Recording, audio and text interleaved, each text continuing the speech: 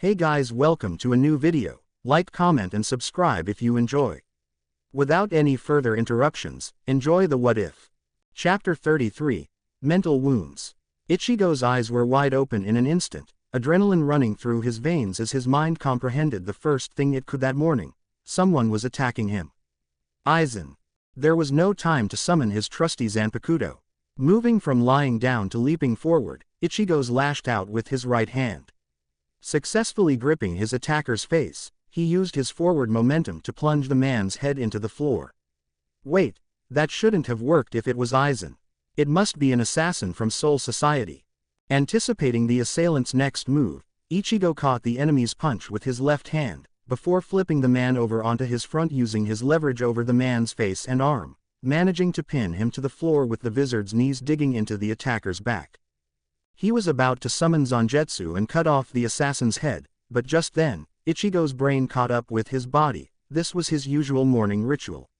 Now recognizing the distinctive hair and the way the assassin was now saying loudly into the floor that he had nothing left to teach him, Ichigo sighed and released his father. Dad, you had nothing left to teach me in terms of hand-to-hand combat months ago. Isshin brushed himself off, not having a scratch on him. Good. You have the self-control to not kill someone if they catch you unaware. Ichigo was uncomfortably reminded of the fact that he was one of the most, if not the most, powerful being he knew, but he nodded seriously anyway. Don't worry, everything will be fine.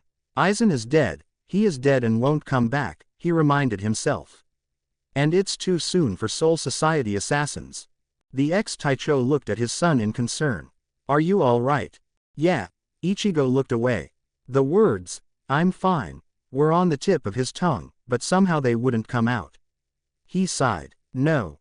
Isshin sat down on the wizard's bed. Want to tell me? Ichigo rubbed the back of his neck and looked up, his face strained. Just a nightmare. What happened? No getting out of this, I guess. Aizen tricked us all and faked his death again. Isshin nodded slowly. I guessed this might happen.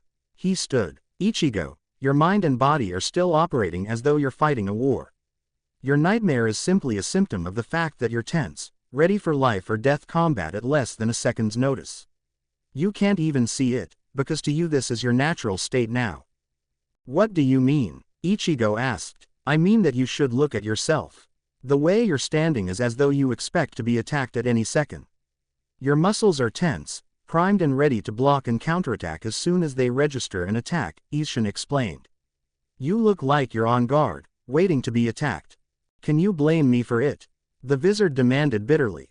No, his father denied softly. What I'm trying to say, Ichigo, is that you need to find a place, or an activity, something that you enjoy, that helps you relax.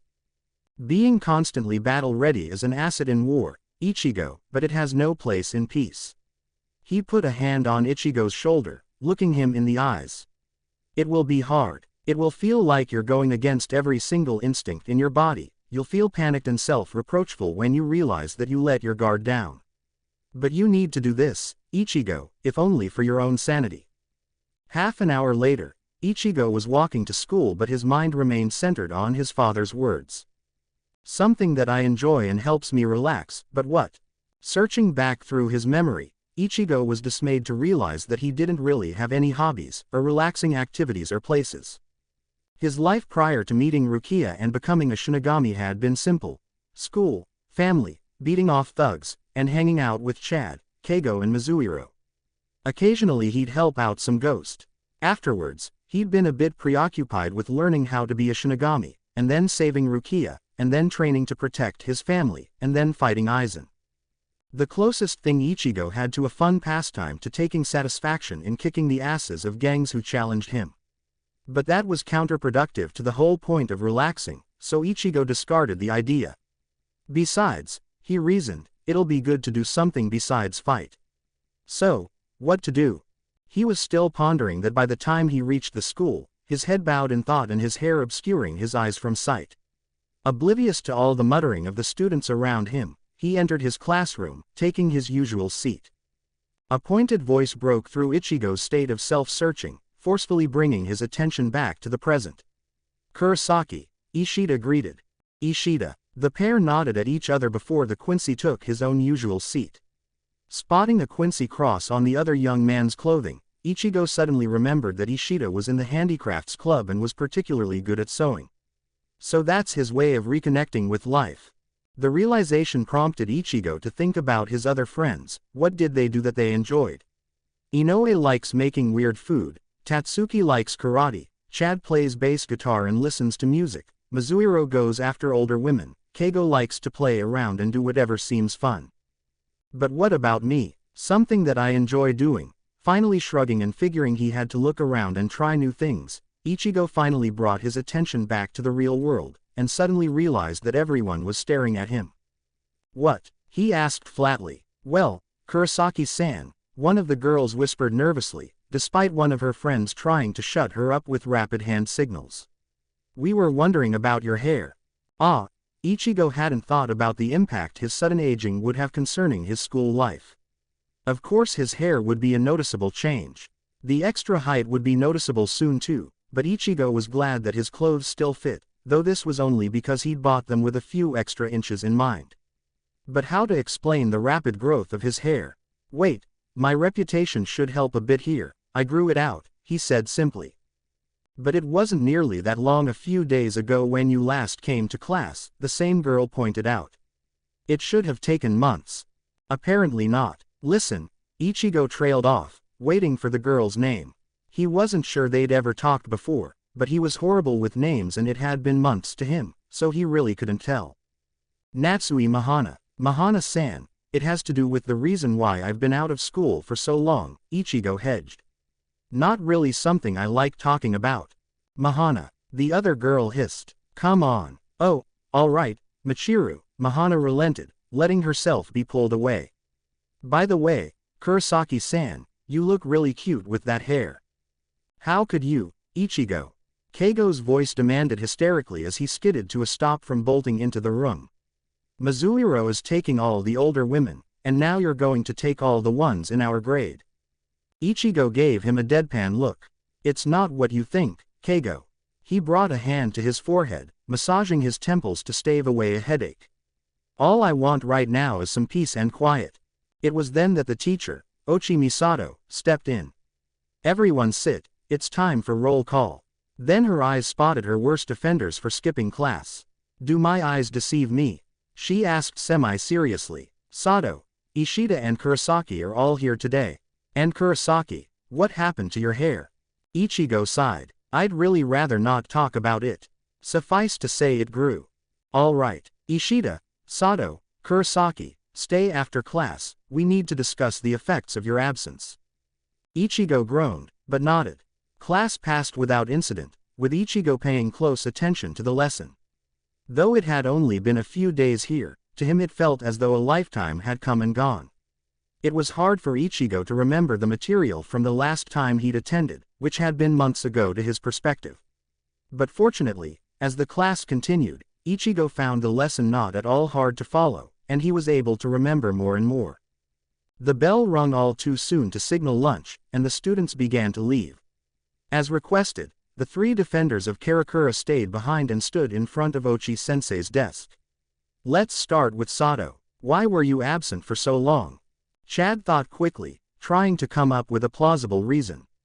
He couldn't exactly say that he was visiting the afterlife to go find his dead grandfather, and his fortitude was well known, so claiming illness was out of the question. I was kidnapped while walking home, he fibbed in a low voice. I don't know by whom, or where I was taken, but somehow Ichigo found out and came to my rescue. I just got home yesterday. Why didn't you go to the police? Ochi inquired Ichigo, turning to him. And say what? Ichigo demanded plainly, picking up the story. My 6.5-foot tall friend got kidnapped. By whom? I don't know, it could be any of the gangs that we beat up for picking on us. Throw in my orange hair and I'd get myself arrested before anything got done. Point, Ochi admitted. So, who was it? Ichigo and Chad glanced at each other before Ichigo shrugged at his teacher. No idea, I found Chad in an abandoned warehouse. No one was there, and I took the opportunity to get us out rather than wait for them to come back. We don't go looking for fights, you know. And how did you find him? I know a few people, Ichigo said in an embarrassed voice. I can't believe I'm saying this. It sounds so corny, and people hear things. Ishida was astonished at how easily Kurosaki was able to lie to their teacher. Then again, Kurosaki did have a reputation as a hooligan, so it wasn't hard to believe that he knew some shady contacts, and it was well known that Chad was Kurosaki's best friend. All right, Ochi conceded, satisfied with the story. Ishida, has your family business issues been taken care of? Yes. In that case, let's keep your absences to a minimum from now on, all three of you, she warned. We haven't had any tests while you were gone, but I expect high marks from all three of you in the next few assignments, or else I will have to give you special makeup exams. Am I clear? Yes, Ochi-sensei, the three of them agreed together. Then get out of here. And try to be more careful walking home, Sato. They made their way to the grounds where Inoue was waiting for them. You are so cliché, Kurosaki. I know a few people. And people hear things. Really? Hey, it worked, didn't it? Ichigo retorted. Give me a break. But Ishida was no longer listening. He'd suddenly had an idea. He couldn't use his Quincy powers anymore outside of maintaining his skills and saving lives, for his vow to his father. But here, perhaps, there was a way for him to aid in the protection of Karakura in a way that was not at all spiritual. He absently sat down next to Inoue, resolving to continue thinking about it later. Oh, Inoue, Ichigo exclaimed, suddenly remembering something. Would you mind coming with me to Urahara's today after school? We need your personal touch on something. Inoue looked at him questioningly for a moment before smiling and nodding. Sure. The rest of the class after lunch passed without issue, and soon enough Ichigo found himself with Inoue heading to the shop. So, what is it, Kurosaki-kun? The perpetually happy girl asked as the shop came in sight. Ichigo rubbed the back of his neck. There was really no easy way to ask this of her. Well, I'm sorry, Inoue, but we need you to use your powers to check Aizen's body to make sure it's not an illusion. Inoue gasped, stopping in her tracks and covering her mouth with her left hand.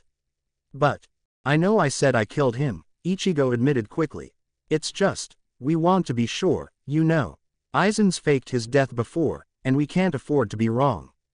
The teenage girl nodded slowly, obviously gathering her courage. All right, Kurosaki-kun. Ichigo knocked on the door, and it opened almost immediately, Urahara just beyond the threshold. Come in, he beckoned.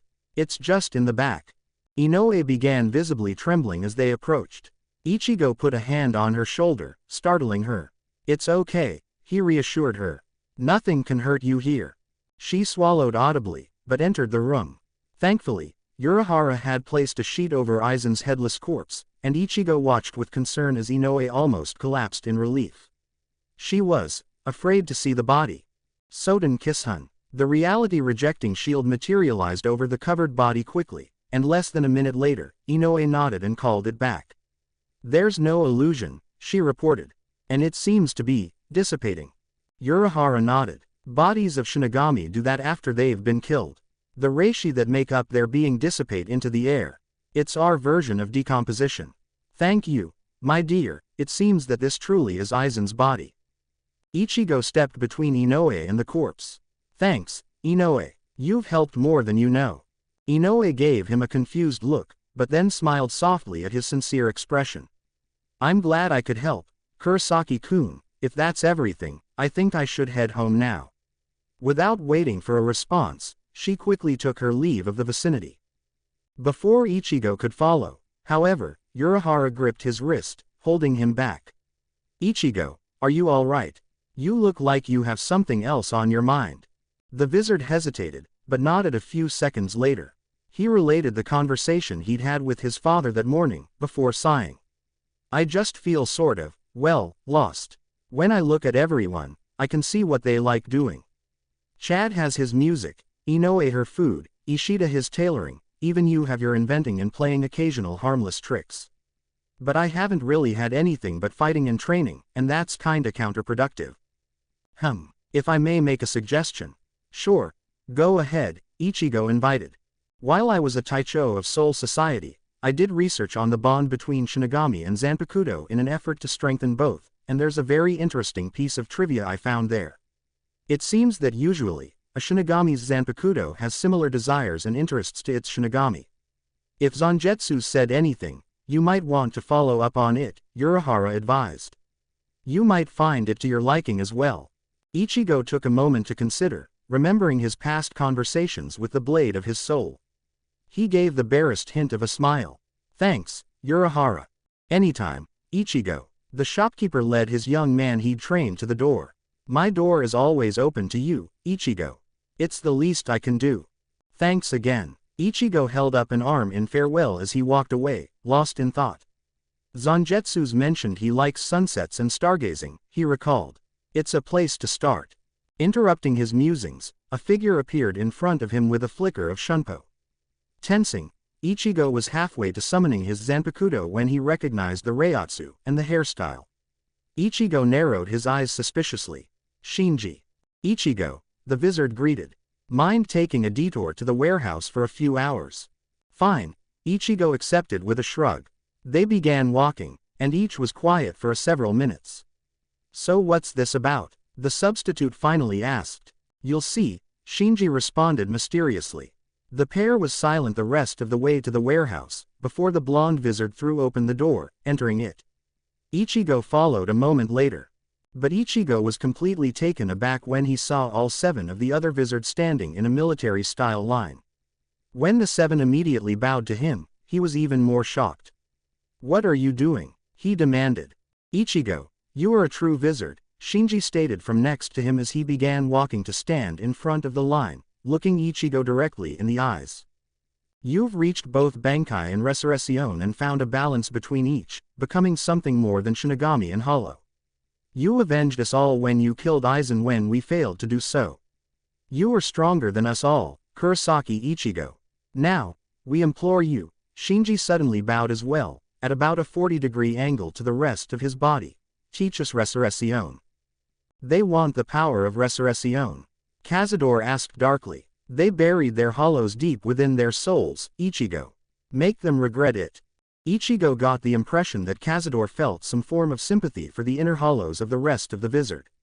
After all, the same fate almost befell him as well. They will never achieve the pinnacle of hollow powers until they have reached the same truth and acceptance that you learned, Ichigo, Zangetsu contributed. Ichigo's customary scowl grew. You want to learn Resurrection? Fine. What? Love asked, dumbfounded. Just like that. You don't even want to know what we'll use it for. Rose added. I don't care what you want it for, Ichigo answered. Learning Resurrection is going to be one of the most painful and humbling experiences of your life. It will be hard, and you will definitely not come out the same way as you started. Everything you know about yourself will be challenged, and you will not be able to achieve Resurrection until you have accepted the truth of who and what you are. For you all, it will be doubly more difficult than it was for me, because you all sealed your hollows away for a century, Ichigo rebuked. If you still want me to teach you, then prepare for hell and open your mind and your very soul. He called on his hollow power then, materializing his mask without emotion as he glared at his would-be students. Because in order for you to reach Resurrection, you must resurrect your hollows. Hiraku Shunsui sat by Yamamoto's bed, where he had yet to awaken. His sensei looked so very old right now, despite his well-maintained muscular body. As Hana had said the night before, Yamamoto was physically fine now, and just needed time to regain his Reiatsu. He'd completely exhausted himself with his Enetsu Jigoku, and then surviving a hand-sized puncture wound to his lung long enough to be treated. Yama-jii, Hiraku murmured. You leave pretty large shoes to fill, you know. Being acting Sotaicho is a lot of work. I'm just glad Sasaki Fukuteicho can handle the duties of the first division pretty well by himself. You trained him well. There was silence for another minute, before Kiraku sighed. I wish I knew what to do about the Kurosaki kid. Ichigo-kun's gotten so very strong, sensei. Some might say too strong. Unfortunately, those same people are the ones who run our government. I know that you wanted him to identify with the Gote 13 and eventually join us, but I can't shake the feeling that it's now or never.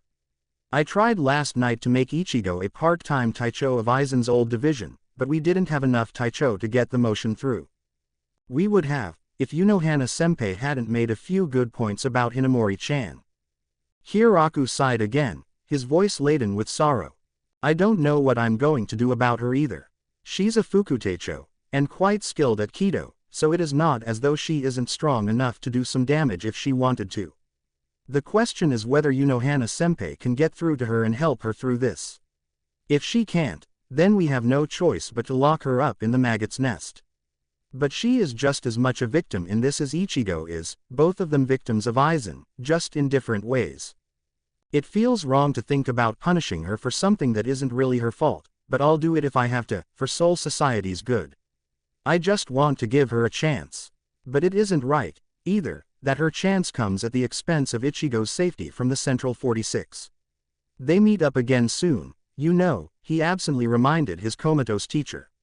And then Tosen and Jin will be tried for their crimes, but there's another set of problems there. Jin claims to have joined Aizen for the express purpose of betraying and killing him at the first opportunity, because of something he did to Toshiro's Fukutecho, Matsumoto-chan. Jin served faithfully, growing stronger and waiting for his chance. He found the weakness of Kyoka Suigetsu, and struck Aizen down with his Benkai's special ability. It would have worked, had Aizen not been as evolved as he had been. I don't want him to go to trial with the Central 46, because he seems to have been on Soul Society's side the entire time, and to be honest, Jin did what he felt he had to do because we wouldn't have believed him about Aizen. I can't begrudge him that. But Central 46 will protest if we don't punish him enough, so I need to come up with something suitable there. Tosen, on the other hand, joined Aizen to get vengeance on Soul Society for not punishing the Shinigami responsible for the death of his friend, from before he even joined the Gote 13. He even went against our laws and acquired forbidden hollow powers. But Komamura Taicho and Hisagi Fukutecho have asked for leniency on Tosen's behalf. Hiraku shook his head. What's so frustrating about this is that I can sympathize with Tosen. Where he was denied justice, he sought to bring it out himself. Isn't that what I did with Jashiro when Rukia-chan was to be executed? Why can't you just wake up, Yama-jii? Hiraku asked half-heartedly, not really expecting any response. It's so difficult to uphold the law when I know it will punish people who saw its deficiencies and tried to do what was right. How have you managed for so many centuries? How can you balance the need to maintain law and order, and the need to satisfy your own sense of right and wrong? As expected, Yamamoto's unconscious form gave no answer. The 8th Division Taicho shook his head, his eyes downcast. I'll just have to do the best I can. Get better soon, Yama-jii, we need you. He swept from the room quietly, donning his straw hat to hide his eyes on his way out. Yamamoto's eyes opened then, and he heaved a sigh of his own. He'd been awake the entire time. I know it is painful, Shunsui, but you are my successor. My time is very nearly over, my student. You must find your own balance. Perhaps you will be more successful than I, and find a balance that causes you less pain. Make a soul society that you can be proud of. Was it really necessary for you to deceive him, Sotaicho? Hana asked quietly, entering the room. She'd known as well that Yamamoto had been faking sleep. After all, she was the best at medical Kido, and there were several identifying differences between faking it and truly sleeping. Yes, the leader of the Shinigami intoned, just as quietly. I am so very old, Hana Taicho. My Reiatsu grows weaker with each passing year. I have perhaps another century left before I am no longer the strongest, and that is when the rumors will begin in earnest. He has gone senile, they will say. He is too old-fashioned, he cannot adapt to the new world, he can no longer protect Soul Society, they will call for my retirement, and the Gote 13's reputation will plummet until I do. So I must have my successor ready before then. Shunsui must be ready to take the reins of the Gote 13. He must be prepared. As you wish. I shall leave you to your rest, then. Yamamoto closed his eyes once more. Let us see how Shunsui does without my guidance. This old man still has some lessons to teach. Hana silently moved into the next room, where Hinamori was currently recovering. She smiled pleasantly when she noticed that her patient was awake and sitting up. Ah, welcome back. How are you feeling, Hinamori Fukutecho? I feel fine. When can I leave? Hinamori's tone was quiet, but there was a hint of underlying anger that Hana easily detected. I'm glad you feel better, but just to be safe I would prefer you stay here for the next day or two, just in case. Just in case of what? Hinamori challenged. You fought a Quincy and a human with strange powers that we know little about, Hana reminded her easily, her tone taking on just a hint of an edge, despite her still pleasant smile. So I would prefer you stay. Hinamori quailed under the smile and lay down again.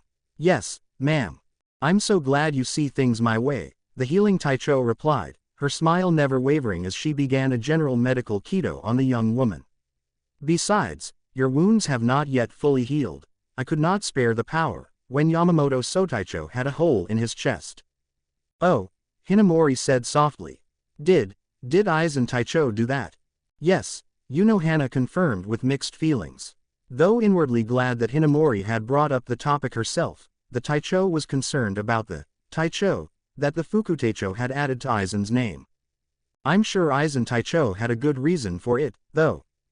That depends on how you define a good reason, I suspect, the healer demurred. The Sotaicho and Aizen-san were fighting. Aizen Taicho just wanted to fix things, Hinamori tried to explain. Soul Society needs to change, and the Central 46 is responsible for most of the mistakes, but the Spirit King put them in power so Aizen Taicho wanted to replace him to fix it. Hana sat down in a chair she normally reserved for visitors, but she had the feeling that this meeting would take a while. Please, take a deep breath and start from the beginning. I understand Aizen-san spoke to you. Hinamori did as she was bid. She'd always liked Hana, so surely she'd see the truth. Several minutes later, the Fukuteicho had largely repeated the speech that Aizen had given her.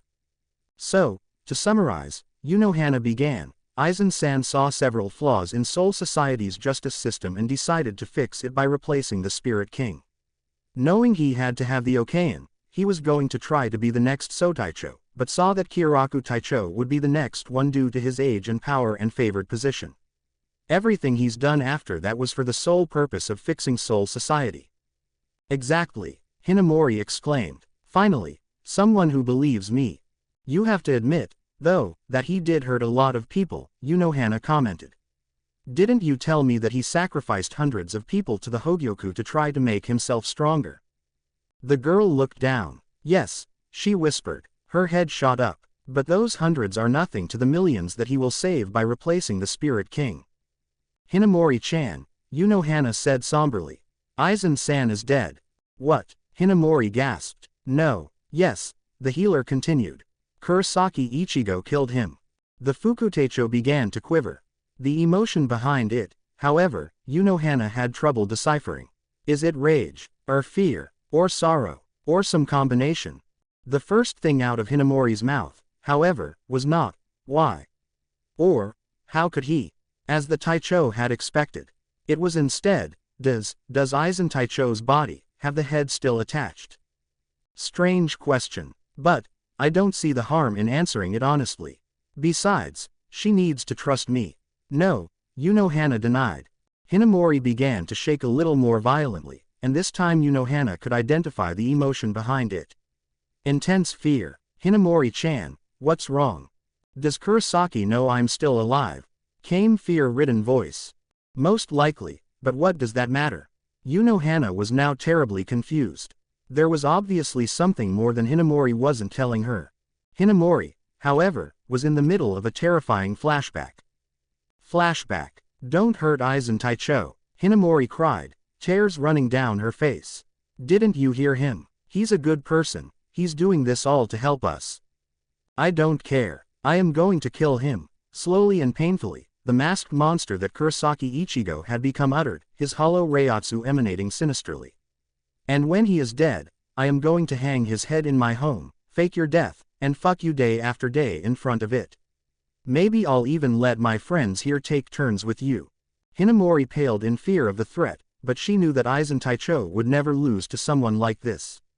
You cannot defeat Aizen Taicho, you monster. Abomination. End flashback. Hinamori began hyperventilating as panic ran through her system. Kurosaki was coming to make good on his promise. Hide me, she begged Hana Taicho. Please, Kurosaki's coming for me. Soifun was a very frustrated woman. Soul Society had been this close to offering Kurosaki the position of Taicho, only to be stopped by a healer's bleeding heart. She'd honestly expected better of Unohana Taicho, who had seemed so level-headed and pragmatic. Fine then. If Hinamori Fukuteicho is the problem, then I'll quietly remove the problem. Suicide shouldn't be too hard to believe, considering Hinamori's obsession with Aizen. She's too much of a risk anyway. Once that's done, Unohana should have no objections. I simply have to wait for Hinamori to leave Unohana's constant watch, and then have my Onamitsukido take care of it. That decision made, Soifun turned her thoughts to Kurosaki himself. But, what concessions could we make to appease his sense of having been wronged? To assuage his worries, he must be made loyal to Soul Society, but how? Chapter 34, Consequences. There was silence between Ichigo and the Vizards for a few seconds. Every one of the exiled Shinigami Hollow hybrids knew that Ichigo was being perfectly serious, as he'd gone as far as drawing his mask. Well, Ichigo demanded, are you willing to risk your life and sanity to reach the pinnacle of hollow power? I am. All eyes turned to Hiyori, who spoke quietly, but fervently as she stepped forward. I don't care if it's hard and painful. I don't care if I learn things about myself that I don't like. We need Resurrection to keep ourselves safe from Soul Society. But I don't just need it, I want it. I learned a hard lesson fighting Aizen. I wasn't strong enough. So teach me, damn it. I want to be the strongest. If I need to bring back my hollow, then so be it. Well said, Zangetsu murmured. She might be closer than she thinks. She sounded positively hollow herself there. Ichigo nodded, acknowledging Hiyori's speech. All right then, Hiyori. Now, keep in mind that I got my powers in a different way than you did. He took off the mask, twisting it around, looking into its visage for a few moments before crushing it.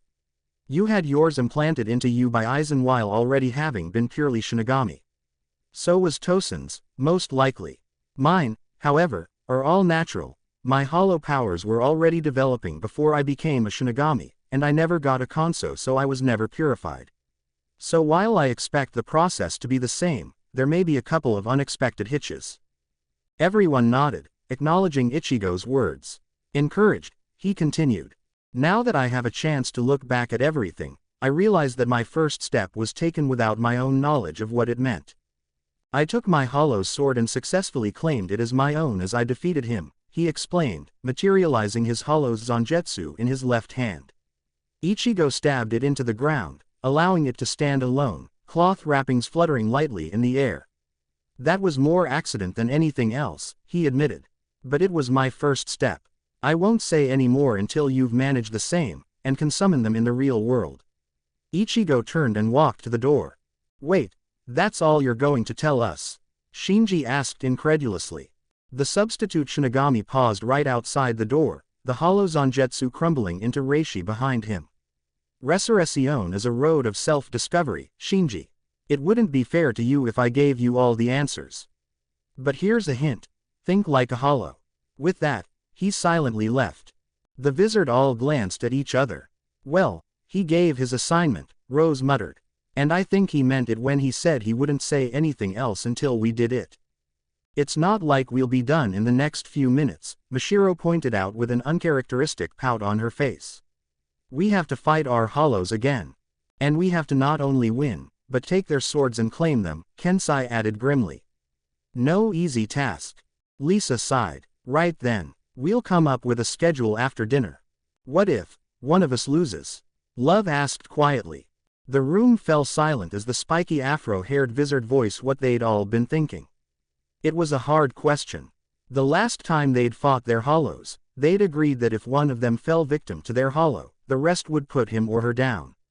But now, they'd met Cazador de la Luna, and Ichigo had actually regained control of his body. Why not do what Ichigo did? Rose finally asked. Cut a deal with our hollows. Fight periodically for control. It worked well for him. True, Lisa agreed before glancing at their leader. What's wrong, Shinji? I just have a strange question, the blonde Vizard said slowly with a strange expression. We didn't make any deals with our hollows when we fought them the first time. We just beat them into submission, and buried them deep in our souls. How the hell do we unbury them? Hinamori-chan, Unohana blinked, confused by her patient's strange behavior. What do you mean? Please, Hana Taicho, Hinamori begged. I might not have much time left. Relax, Hinamori-chan, the healer gently suggested. We will know if Kurosaki-san attempts to invade Soul Society, so you have plenty of time. Now, why not tell me what happened? Reassured by Hana's words, the Fukutecho settled slightly. I had arrived in the living world to help out and find out the truth from Aizen Taicho himself. I was so confused, I was his Fukutecho was so long. Surely not all of it was a lie, surely he would tell me the truth. Hinamori knew how foolish she sounded, but it was how she had felt. Hana, however, said nothing to condemn her. And that's when Aizen-san told you what you've told me. Hinamori nodded, glad that she was not being judged. Right, but Kurosaki, she shivered, as though the mere mention of his name was a curse on her spirit. He attacked Aizen Taicho anyway. And then, what he said. Hana waited several seconds for Hinamori to stop shivering in a mixture of fear and revulsion. What did he say? The centuries-old Taicho asked quietly. He said he would kill Aizen Taicho, and take his head as a trophy. And then he would fake my death, and. Hinamori was unable to say it, but Hana understood, and slowly moved to take her into an embrace. Apparently that simple gesture of reassurance was too much, as Hinamori promptly burst into sobs. The Fukutecho's tears stained Hana's uniform, but neither moved for several minutes, until Hinamori had gotten a hold of herself. Finally, they broke the hug and Hinamori quieted her sniffles. I do not know Kurosaki-san very well personally, Hana admitted, so I do not know whether he would do such a thing had he the capabilities. But does he have the capabilities, Hinamori-chan?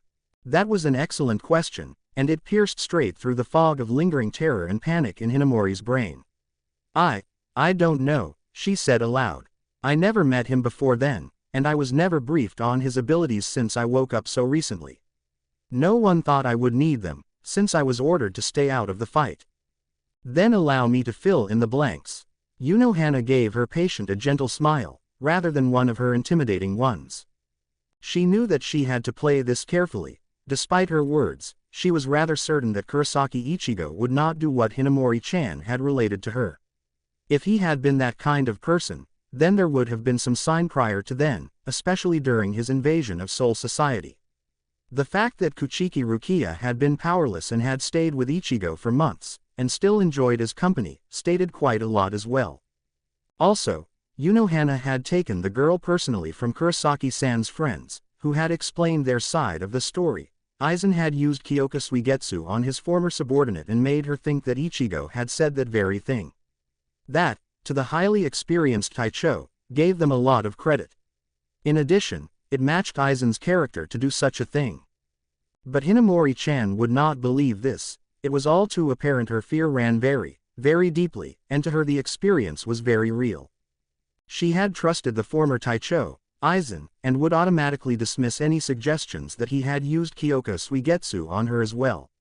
What Hana had to do was always make it very apparent that she was on Hinamori-chan's side, and slowly have the Fukutecho discover the truth on her own. The first step to that was reducing the fear, by giving Hinamori-chan all the information. Kurosaki-san's powers are well documented, Hana began. His Zanpakuto's name is Zanjetsu, and its power is the condensing of Kurosaki-san's powers and magnifying the power of his slash. It's known as the Getsuga Tensho. His Bankai is Tensa Zanjetsu. In this form, Kurosaki-san's Getsuga is much more powerful, and his speed and strength receive dramatic increases as well. In addition, he has a hollow mask that allows him to tap into hollow powers and enhance his Shinigami ones further. The most recent report states that he can use Resurrection, which seems to give him an upgrade in all the powers of mentioned so far. In terms of Kido, he seems to have had little education. He used Bakudo 1. Sai on Aizen during the fight in the fake Karakura, but that is all we know of. He appears to prefer fighting melee. Hana put a hand on Hinamori's arm. Hinamori-chan, Kurosaki-san simply doesn't have the ability to fake your death. Hinamori still looked a little worried, though far less than a few minutes prior. What if he tries to take me by force? Then Soul Society will go to war again, this time with him, Hana reassured her. You can't think that we would simply let him do as he wishes. If it comes down to it, then I will fight him myself. Nothing is going to happen to you. Now get some rest. I promise you, if Kurosaki comes, I will protect you with my life. Hinamori's eyes shone with gratitude and unshed tears. Thank you, Unohana Taicho, she whispered. She lay down, suddenly feeling her exhaustion. She was very tired from her burst of panic. She fell asleep almost immediately. As soon as she detected her patient was asleep, Unohana let loose a sigh, her normal smile vanishing. Poor girl, she murmured. It will take months to make her comfortable enough to walk outside alone. Maybe years, and even then, just meeting Kurosaki-san could cause a relapse. I don't think her fear of him will ever truly vanish. Damn you, Aizen. She left the room, only to almost stumble over Hitsugaya Toshiro. Hitsugaya Taicho, she exclaimed lightly, I assume you're here to see Hinamori-chan. Yes. Is she awake? Unohana gave her colleague a sympathetic look. I'm sorry, she just fell asleep again. Hitsugaya's expression hardly changed, but Unohana could tell that he was disappointed. How is she? Quickly but gently, Unohana guided him into another room so as to not be overheard. Quite frankly, Hitsugaya Taicho, not good. Physically she is almost completely recovered, but mentally, she is worse off than before. Hitsugaya nodded. I had hoped otherwise, but I suppose that's to be expected. I read the reports after the meeting. Aizen used an illusion on her to convince her that Aizen was good and Ichigo was the real enemy. You are well informed, Unohana commented, slightly impressed but not surprised by the young Taicho's dedication. I'm afraid that the illusion has had devastating consequences. Hinamori-chan is truly afraid of Kurosaki Ichigo and believes him a monster due to the illusion. She is convinced that he is coming after her now that her protector, Aizen, is dead. Hitsugaya closed his eyes and rubbed his temples with his right hand. Of course, I should have expected as much. What can be done? I am working with her personally, the healer assured the ice user. Together, we should be able to solve the majority of her issues given enough time, but she will likely be very wary to outright afraid of anything that could be linked to Kurosaki-san for a long time. In the meantime, she will need the help of her close friends, but I must ask you to not bring up Aizen or Kurosaki-san if at all possible. What if she brings up the subject and insists on continuing it? Hitsugaya queried, concerned. Be supportive, and discuss it. Try to remain as calm as possible, Unohana advised. She may or may not lose her temper with you, but do not take it personally. Matters of misplaced faith are never easy to fix, and she will almost certainly apologize to you after it's all over. She paused. Hitsugaya Taicho, what she truly needs from you is to know that despite everything, her friends and family are still there for her. Hitsugaya nodded, reassured from her words. All right, when she wakes, could you please tell her that I came to visit? Of course, thank you. With that, Hitsugaya made his way out. Now then, it was time for Unohana's next two patients. She calmly walked to the next room and entered softly. Good evening, Tosen-san, Jin-san, Komamura Taicho. Good evening, Unohana Taicho, Komamura greeted respectfully, standing up from where he'd been seated near Tosen. He and Hisagi had taken turns standing watch over the 2x Taicho, largely because Tosen was considered the larger flight risk. Jin was sitting up, and merely nodded at Unohana, his small satisfied smile never once dimming. He had been rather docile his entire incarceration, actually, hardly saying a word, but smiling all the same. When asked by Hisagi several hours ago, he had simply said, Aizen's finally dead. My dream, hundreds of years in the making, is finally accomplished. I even got the chance to stab him in the chest. I don't need any more reason than that. Tosen looked in her general direction. Hello, Unohana Taicho, would you care for a game of shogi? No thank you. Unohana approached the blind man first, quietly using a diagnostic healing Kido. You seem to be completely fine, physically, and far faster than I had expected. It is due to my new hollow powers, Tosen explained without a trace of regret. They increase my regenerative abilities, even without my actively calling on them. Unohana nodded and moved on to Jin, using the same diagnostic. You are recovering nicely, Jin-san. I see you have been doing as I asked and not been using any Raryoku. It will still be some time before you can even use Shikai again safely, however. It was worth it to put that hole in Aizen's chest. Hana said nothing, but privately agreed. She would have done the same simply for what he'd done to Hinamori-chan. Somehow, however, she got the impression that Jin knew her feelings on the matter by the way his smile widened minutely for a second. Her diagnostic complete, Hana stepped away calmly, but paused near the door. She wanted to know something, just in case. I'm not sure if Komamura Taicho has told you, but we took a vote last night on whether to promote Kurosaki Ichigo to Taicho of the 5th Division. Neither traitor looked particularly surprised. And, Jin asked. I vetoed it, which meant that we were one Taicho short. Hinamori-chan, right? Jin asked pointedly, his eyes opening just slightly. And since there's a decent chance that one or both of us will be restored to our previous positions, y'all want to know whether we'll also recommend him. Hana's eyes widened fractionally. He's very perceptive, yes. I don't know, Jin wondered aloud, leaning against the wall and looking up at the ceiling in an almost quizzical manner. He's gotten unbelievably strong. Did ya know that he can already look into and accurately decipher the feelings that echo in a Shinigami's Zanpakuto? That is a high-level skill, Komamura answered, impressed. His growth rate is downright frightening, isn't it? Jin's smile dimmed somewhat as he gave some honest thought to the question. Ichigo's got the right kind of mentality for being a Taicho, I think, Jin continued. And with a little practice, I don't think paperwork be a problem. Certainly couldn't do worse than Kenpachi, anyway. There was more than a grain of truth to that, Hana had to admit. Kenpachi was notorious for putting off work in favor of fun, and his childlike Fukutecho was just the same. His paperwork ended up being largely handled by his 3rd and 5th seats, Madarame Akaku and Ayasagawa Yumashika. But I feel for Hinamori-chan, Jin admitted, looking back at the lead healer. Wasn't her fault what Aizen did to her. He stole something precious from her, ruined countless happy memories. She needs your help, and if you think making Ichigo her Taicho keeps her from getting better, then nah, I won't do it. Thank you, Hana said sincerely, looking him in the eyes. Jin had just won a measure of respect back from her. She hadn't expected him to be so sympathetic. It was as though he knew someone who had suffered something similar before. She put it out of her mind, and instead turned to Tosen. What of you? My only experience with the boy was when he was fighting Grimjow, Tosen replied. But he left a favorable impression. Not to mention, can Soul Society truly afford to not have him on their side? I follow the path of least bloodshed. I lost my way and followed a false trail set by Aizen, but now I see clearly. Having Kurosaki Ichigo not on Soul Society's side can only end in war, with many casualties and much suffering. I sympathize with Hinamori's plight, Hana Taicho, but should I regain my former position, I will support Kurosaki's ascendancy to Taicho.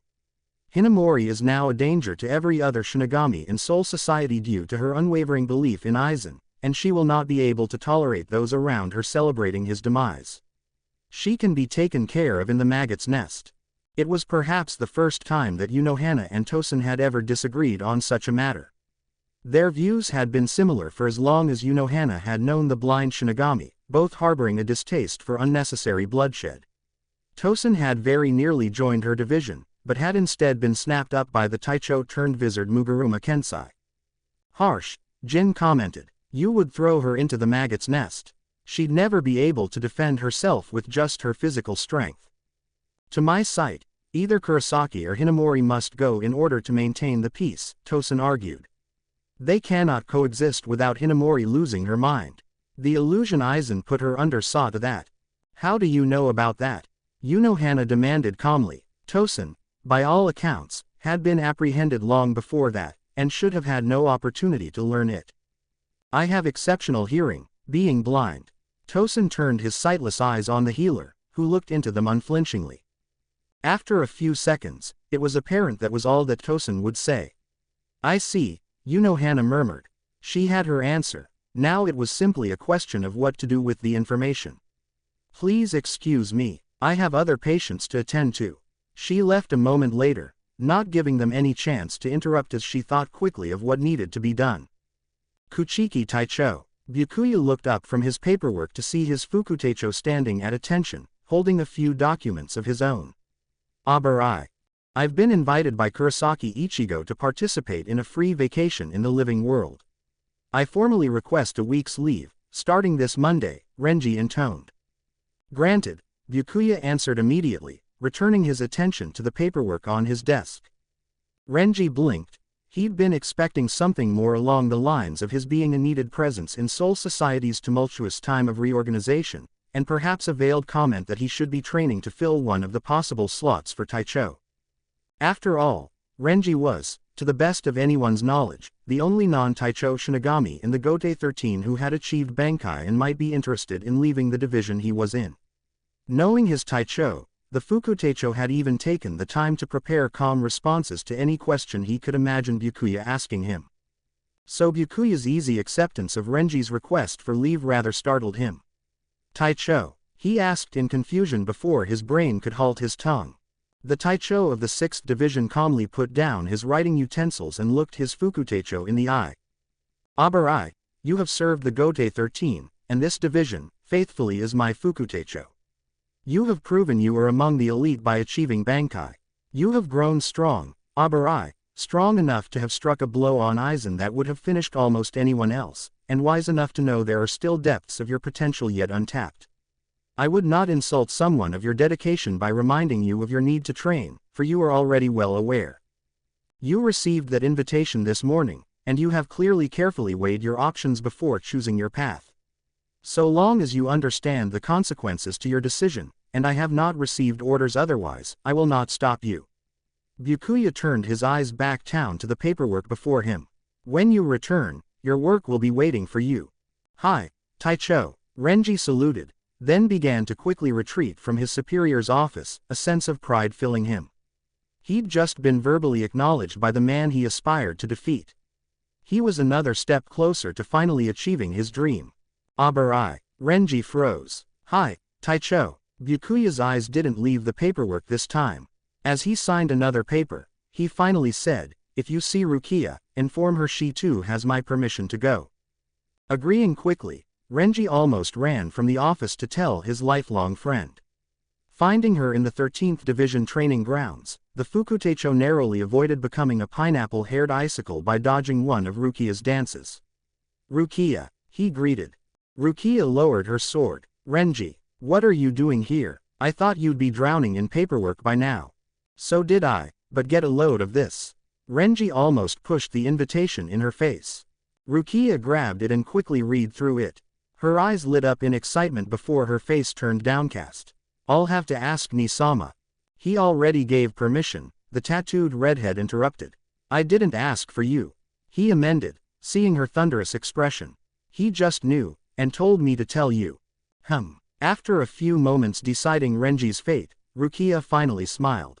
All right then, this Monday it is. Akaku was not a man who scared easy. He lived for a good fight, just like his Taicho, Zaraki Kenpachi, and was unafraid of death. However, he had a very strong survival instinct, and his whole body was screaming not to do what he was about to do. He knocked on the door in front of him. Come on in, Zaraki beckoned grumpily. Akaku entered. For once, Zaraki was working on his paperwork. Yakiru appeared to be snoozing in the corner. That explains why he's grumpy. He hates paperwork. Akaku, what do you want? Taicho. Akaku swallowed, but carried on with his voice unwavering. I want your help in training my Bankai. Now Zaraki looked interested. I thought you might have Bankai but I wasn't sure. And you want my help? Yes, Taicho, I want to fight you with it.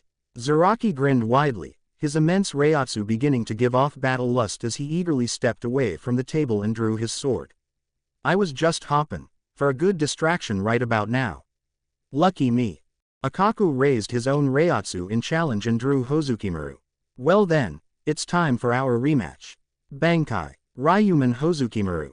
Outside training on his own, Yumashika sighed when he heard that yell. He turned around just in time to witness part of their barracks collapse. I'll go alert the 4th Division. Part of the debris suddenly blasted outwards, revealing Akaku in his oversized Bankai, swinging the Chinese monk's spade joyfully at Zaraki, who blocked with his own Zanpakuto. "You got a nice-looking bankai there, Akaku," the Taicho complimented, his grin looking more and more unnerving by the second. "But I wonder, how strong is it?" He purposely didn't block the next strike from the Guandao in Akaku's other hand, which cut deeply into Zaraki's left shoulder. "Perfect. You can cut me pretty well with that. You better not take too many more hits like that, Taicho," Akaku taunted, indicating the faded red dragon crest on the axe blade that floated behind him. Even as he spoke, the crest filled partway. "I get more powerful with every drop of blood spilled." Zaraki's left arm suddenly came up and knocked the weapon out of his shoulder, and he rushed directly at Akaku, bells in his hair ringing madly. Akaku deflected the as yet nameless Zanpakuto with the weapon in his right hand and struck again with his left, this time landing a shallow cut to Zaraki's torso. But he was forced to jump backwards to avoid being cut in half from the power of Zaraki's next slice, and even then the Taicho's immense Reiatsu seemed to surge forth, knocking him backwards.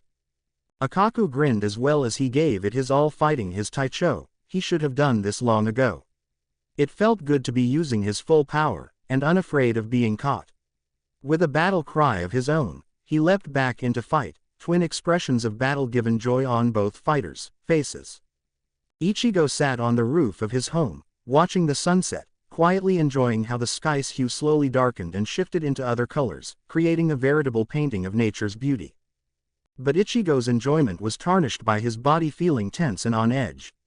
He longed to be doing something physically demanding that would allow him to relax his mind. He knew that he would enjoy the sunset far more if he were not so on edge. It was too soon, Ichigo realized, for him to be able to properly appreciate the sunset like he had before.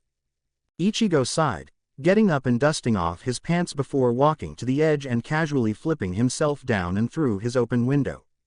He'd finished his homework earlier, and he was rather tired. After all, he hadn't gotten much sleep the night before. "I think I'll take an early night, then." Several minutes later, Ichigo had changed into his nightclothes and lay down to rest, his Shinigami representative badge underneath his pillow, just in case. He was just about to fall asleep when his badge suddenly screamed shrilly right into his ear, "Hollow!" Taken by surprise, with his ear ringing painfully, Ichigo almost fell out of bed as he shot up. "Oh, you have got to be kidding me," he groaned, picking up the badge and half-heartedly slapping it against his chest, releasing his Shinigami form. Stepping through his window, Ichigo sensed the hollow a fair distance away, and shunpoed to it in an instant. This hollow was a rather simple humanoid one, all black body with a white mask like most of its kind, with small bone-like blades extending from its elbows, knees and shoulders. It was about 3 times Ichigo's size, but it was far weaker than Ichigo's usual intruders. "You're interrupting my sleep, asshole," he said calmly. "Go back to Hueco Mundo or I'll kill you where you stand." "Who are you, Kurosaki Ichigo? I'll give you 15 seconds to get out of my town before I take you out." "Hold on," the hollow cried out, waving its arms, "I'm just a messenger." Ichigo buried his face in his left hand in exasperation. Fine. What's the message?" "Ulquiorra Schiffer wants you to meet him in Hueco Mundo, near Las Noches. He told me to tell you that it's extremely important." Ichigo nodded curtly. "Open the Garganta. I'll follow you there." "Gladly. There are too many Shinigami here for my taste." The hollow opened a Garganta and leapt into it quickly, Ichigo following a beat later. A short time later, Ichigo and the hollow reappeared in Hueco Mundo, landing softly on the sands of the endless desert. "All right then, I'm out of here." The hollow whose name Ichigo had neglected to acquire ran off, not wanting to be anywhere near someone with Ichigo's levels of power. "Kurosaki Ichigo." Ichigo turned, having expected this. "Ulquiorra," he greeted. "What's up? I believe congratulations are in order. You defeated Aizen," Ulquiorra began. "However, unexpected problems have arisen." "What do you mean?" Aizen was the leader of Las Noches, and was master of even Vasto Lord-level Arrancar, Ulquiorra stated. Prior to his rule, Baragan Luzenbarn was the established king of Hueco Mundo. Now, both are dead. Hueco Mundo is in an uproar, attempting to determine who shall be its new leader. "Hold on, how do they know Aizen's dead? I only just killed him yesterday," Ichigo pointed out. Kurosaki Ichigo, your clash could be felt across dimensions to those who knew to look. When your power remained in the end, the outcome was obvious. Oh, so, what's happening about the uproar thing? I am attempting to gather any living Espada, former or otherwise, to re-establish order. Sounds reasonable. Ulquiorra merely nodded in acknowledgement to Ichigo's remark. In terms of rank and power, Tia Haribel and I are the strongest Arrancar remaining of Aizen's army. However, we are not necessarily stronger than the other Vasto Lord Hollows in Hueco Mundo, and there are elements of Aizen's army that may hold grudges against us, or wish to fight to prove themselves stronger. Grimmjow, Ichigo recognized, remembering the Sexta Espada's desire to become Vasto Lord. Precisely. Many high-level Hollows may attempt to band together and invade Karakura to locate and consume the one who has defeated Aizen, you, in order to become the new strongest. If I understand your motivations correctly, you find that idea abhorrent not simply because you do not desire to be consumed, but because others will be put in danger. Damn right, the Vizard agreed. So you called me to warn me. That was one of my objectives, yes, Ulquiorra acknowledged. My second objective is to persuade you to end the rebellion yourself. And how would I do that? Ichigo asked with a raised eyebrow. Recall that Hollows obey the strongest. It is a matter of instinct. Demonstrate your strength, and most will not dare disobey. At that point, you publicly put myself and my colleagues in power as the established rulers in your absence, thusly allowing yourself to return to your human life. So, to summarize, Hueco Mundo is in civil war because there's no established strongest, so your solution is to prove that I'm the strongest, and then put you in as a legal authority. Yes, Ichigo sighed. He already knew his answer. He would do all he could to make Karakura safe. But still, the spirit worlds are never going to let me relax, are they? Probably not. I would not anticipate it. You two are so supportive. Fine. How do we do this? Ulquiorra nodded. Flare your power as high as you can. Any challengers will flare their own to alert you their acceptance of the challenge, and then come to fight you. When you win, flare it again. Repeat the process until there are no challengers left. At that point, you will be acknowledged as King of Hueco Mundo. Let's get this party started, then. Yes, let's. Ichigo raised the arm holding Zangetsu and brought his left hand to rest on the inside of his right elbow.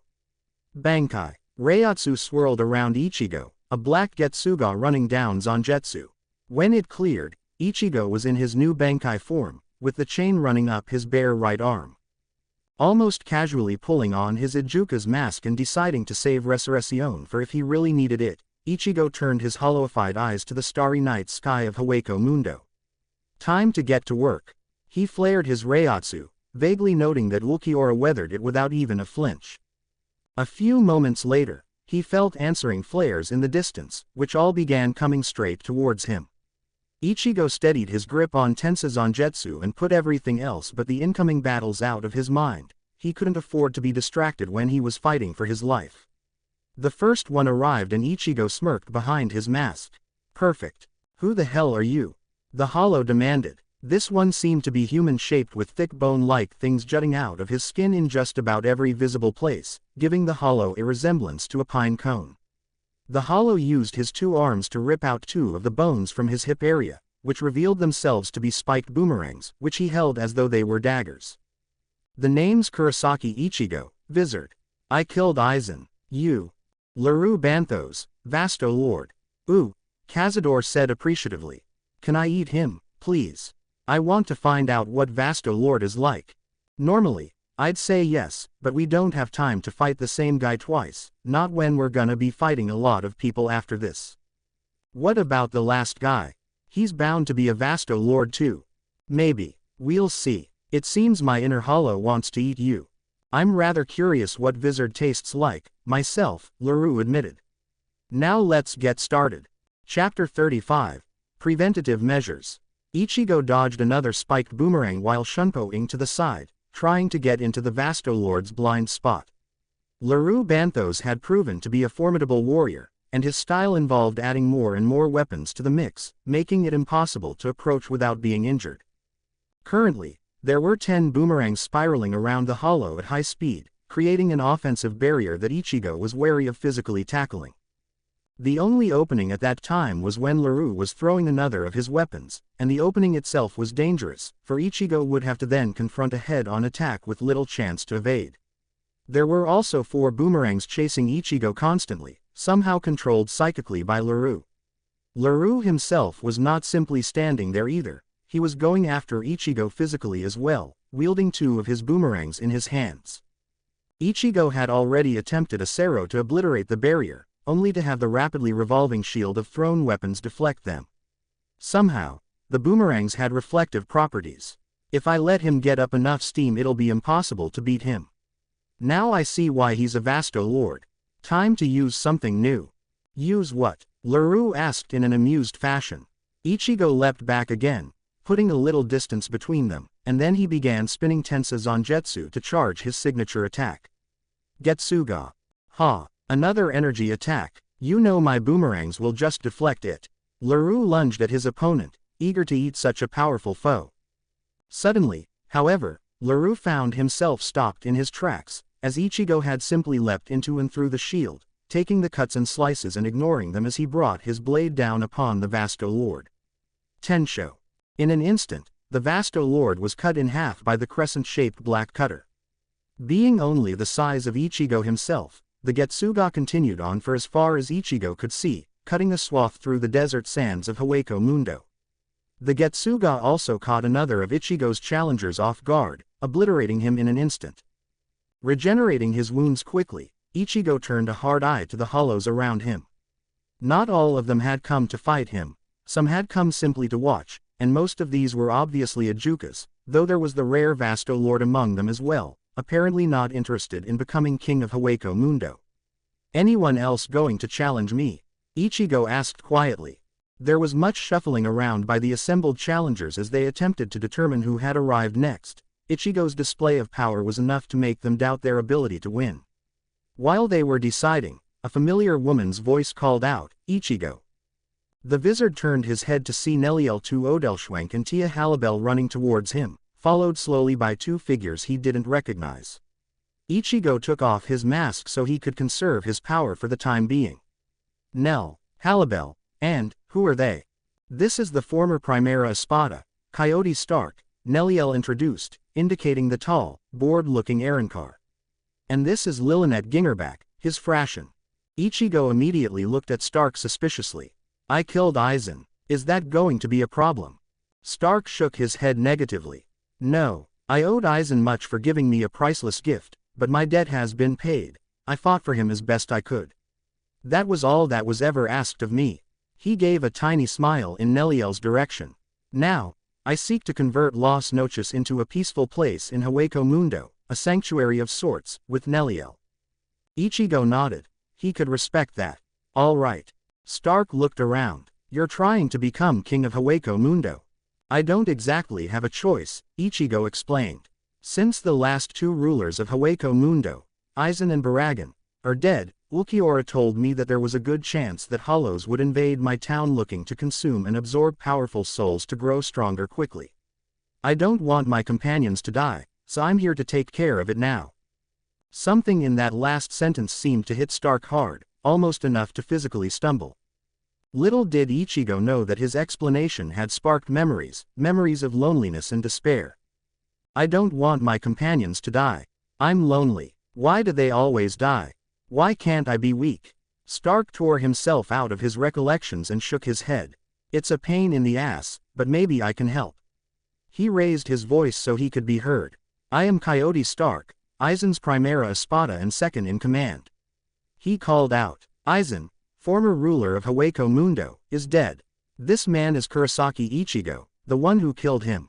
So he said. Another human-sized hollow agreed with a disbelieving and undeniably feminine tone, stepping forward in challenge. This hollow was completely covered from head to toe in a bone-like armor, but the armor was covered in strange designs that resembled strange, grotesque beasts with little markings where their heads would be. With a start, Ichigo realized that the markings looked like hollow masks. Are those supposed to be pictures of hollows? Maybe. Maybe she's vain and likes to remind people of who all she's consumed. Cazador suggested. Who knows? But what evidence do we have that this boy was the one who slew him? The hollow finished. Ichigo's eyes narrowed as he stared into the hollow's eyes, anger beginning to rise within him. There's no evidence I can give that would suffice, would it? It wasn't a question. Not unless you have some trophy of the kill, like I do. She gestured towards her armor. My armor automatically updates with every hollow I eat. And the words of the Primera Espada, and the Cuarta Espada, and the Third Espada both past and present aren't enough. Ichigo asked incredulously. You know what, fine. I'm tired, and it's been a long day. There's no point in dragging this out. He held his left hand in front of his face, thick black tendrils of hollow Reiatsu rising from each finger. I'll show you my power, and force you to submit. In a single ripping motion, he pulled the mask back onto his face, looked directly into the eyes of his opponent, and gathered his hollow Reiatsu. Blacken the night, Cazador de la Luna. Ichigo's eyes never left the hollow in front of him as his mask stretched around his head and formed those wicked horns. His stance never changed as his hollow vest stretched out to envelop his body or as his chest opened up with a hollow hole. His killing intent never let up for an instant as his Reiatsu changed to match his new hollow form. Now do you get it? Ichigo demanded, unleashing his full Reiatsu upon them all, noticing with some satisfaction that most of the Ajukas fell to their knees, unable to stand, and some of them were even unable to breathe. Almost all the rest of the crowd looked rather uncomfortable as well. I am Vizard, I am Hollow and I am Shinigami, and I have attained both Bankai and Resurrection. Let me make this crystal clear. I am not in the mood to be fucked with right now, and I am never in the mood to put up with people endangering my town. If it means guarding of those I have sworn to protect, I will purify every damn one of you, so unless you want to know the feeling of my Zanpakuto running through your heads, now would be a good time for you to shut up, acknowledge me as your king, and let me get back to my own life in the living world. If you want them to respond, you might want to lighten up on the Reiatsu a bit, Ichigo. Ichigo waited a few more seconds, just to make sure that they had gotten the point, before lowering his Reiatsu output. So, he inquired a lot more calmly, now that he'd gotten a chance to vent his anger in a productive way. What's it going to be? Despite half expecting it, Ichigo was still surprised to suddenly be the only one standing upright. Everyone else had fallen into bowing or kneeling positions. Even the Arankar Ichigo had befriended had all fallen to one knee and bowed their heads. Hail, Kurosaki Ichigo, King of Hawako Mundo. Hitsugaya Toshiro sat at his desk in the 10th Division quietly. He'd just finished his paperwork, and miraculously Matsumoto had done hers with minimal complaint. It's probably her way of trying to make things easier for me, since Hinamori's. Hitsugaya shook his head, trying not to think about it. Aizen was dead. Getting angry about Hinamori's condition would serve no purpose any longer. Hitsugaya was broken from his thoughts by an unexpected knock on the door. Enter. To the white-haired Taicho's surprise, Unohana Taicho stepped inside quietly, as though she were about to ask something painful. I apologize for disturbing you at such a late hour, she began, taking her seat in front of Hitsugaya. It's nothing, the diminutive Taicho reassured. What can I do for you, Unohana Taicho? Is something wrong with Hinamori? No, Hinamori-chan is resting peacefully, Unohana hastened to inform Hitsugaya. But she may not be for long. Tell me, Hitsugaya Taicho, what do you believe are the chances that Tosen-san will recover his Taicho position? Hitsugaya frowned pensively, giving it some thought. Komamura Taicho did ask for leniency in deciding Tosen's punishment, did he not? As Kyoraku Taicho is acting so Taicho, and given that we are distinctively lacking in Shinigami capable of filling a Taicho's roles at the moment, I believe chances are relatively high that Tosen will regain his position but in extremely limited fashion. Unohana nodded. I had come to the same conclusion. Tosen has told me today that should that be the case, he will recommend that Kurosaki Ichigo become Taicho of the 5th Division. I see. And you want me to retract my recommendation, then, for Hinamori's sake? No, the healing Taicho disagreed. That would only set back the problem for a short time. In order to give Hinamori-chan the most amount of time and the best chance to survive, you must convince Kurosaki-san not to accept the Taicho position when it is offered. You worked with him for some time, Hitsugaya Taicho, and the reports indicate that he seems to listen to those he has worked with. Could you not persuade him to ask for some extended length of time to consider? Hitsugaya frowned. I believe I could. should it come to that. How long do you anticipate needing to bring Hinamori to the point of being capable of working with Kurosaki? Healing the mind is far different from healing the body, Hitsugaya Taicho, Hana stated quietly. She may heal quickly, or she may never heal. Given what happened last time, however. Both Taicho held a moment of silence as they recalled Hinamori's struggles when Aizen had betrayed her openly. For her faith to have been restored, and then have Aizen die at the hands of someone she'd been fooled into thinking a monster, the truth could very well elude Hinamori for the rest of her days. Kurosaki isn't necessarily the source of the time limit, Hitsugaya pointed out, a new thought coming to him once he'd made that realization. When Yamamoto Sotaicho recovers, you know what he'll do. Hana nodded sadly. He will see Kurosaki-san as a potential asset, and Hinamori-chan as a burden. He will make the sacrifice quickly should Kurosaki-san accept the position. I am hoping that he will take more time to consider the decision if Kurosaki-san remains where he is and takes no overt actions towards Soul Society. Hitsugaya looked at the healer in surprise. Sometimes it was hard to remember that Hana was well versed in politics and gentle manipulations with her usual actions. He narrowed his eyes. Hana had to know that relations were very strained between Kurosaki and the Gote 13. The odds of something sparking outright hostility were dangerously high. This is a dangerous gamble, he warned. I'm aware of that, but I will not let an innocent be sacrificed just because she has been mentally raped by Aizen, Hana replied with a hint of steel in her sweet voice. I had thought that you agreed with me after our talk today, Hitsugaya Taicho. A shiver ran down Hitsugaya's spine at her tone. He was treading in perilous waters, but the icy Shinigami would not back down from what he knew was right. I do agree that Hinamori deserves her chance to recover, Hana Taicho. What I am saying is that we should use that plan as a last resort. There must be other options available, we simply need to find them. Where does your authority supersede Yamamoto Sotaicho's? Don't you have special rights as the lead healer? Hitsugaya questioned. I remember reading about something when I was preparing for my Taicho proficiency test.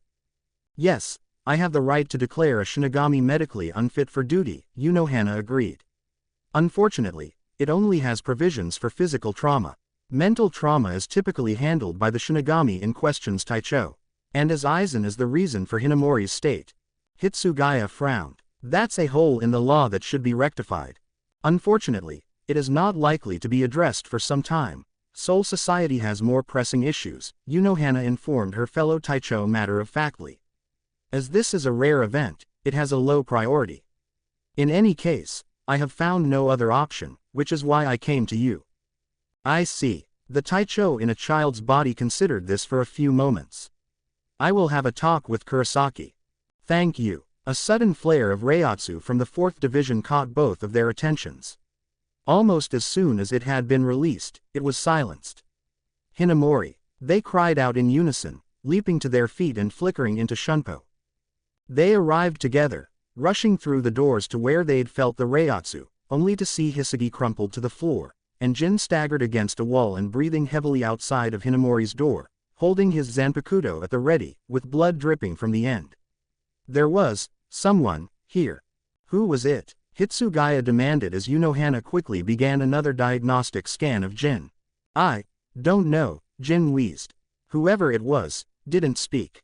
Average height. No Zanpakuto. Completely covered, in dark clothes. Suppressed Reiatsu. It was your Reiatsu we felt. You used your Shikai, Hana exclaimed in a mixture of surprise and urgency as she got the results from her diagnostic Kido. Stay awake, Jin-san. You must stay awake. Sorry, Hana Taicho. Didn't have a choice, and then Jin collapsed. Hitsugaya Taicho, chase the intruder. I must attend to Jin-san. And before the ice-wielding Taicho could respond, Hana was rushing Jin off to be attended to. Hitsugaya looked around quickly before spotting some blood on the ground that ended at a point. He Shunpo-ed away once he felt us coming. He focused his own power and with a few moments' concentration, materialized Raraku. Searching quickly, he found the one whose signature matched that lingering in blood on the ground and seized it, immediately knowing the current location of his target. Found you. He flickered away in Shunpo, chasing the would-be assassin. Meanwhile, Soifun frowned at the Onmitsukido agent who had been observing the assassination attempt. She'd just received news of the plan's failure. Jin, she hissed angrily. How did he do that? She'd scheduled the attempt at night immediately after she'd received word that Unohana had left the area. As luck would have it, Hisagi Shuhei was the one guarding Tosen, rather than Komamura Taicho, which had drastically increased the chances of success. A surprise knockout worked much better on Fukuteicho than they did on Taicho. Given how Tosen had seemed to be of like-minded opinion to Soifin herself based on his previous conversation with Unohana, the 2nd Division Taicho had figured that the blind traitor would not interfere.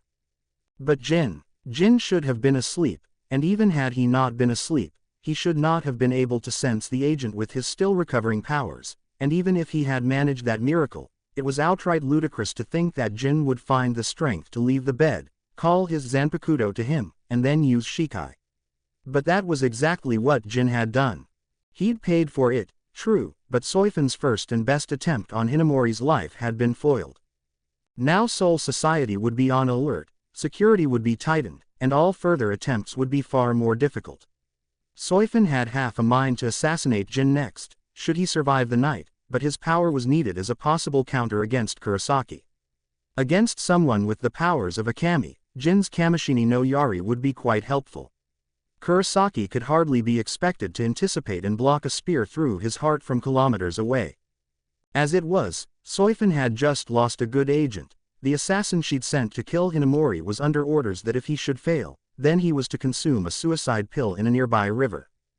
The pill would rapidly accelerate the decomposition of his body into reishi, and the river would wash away the rest of the evidence.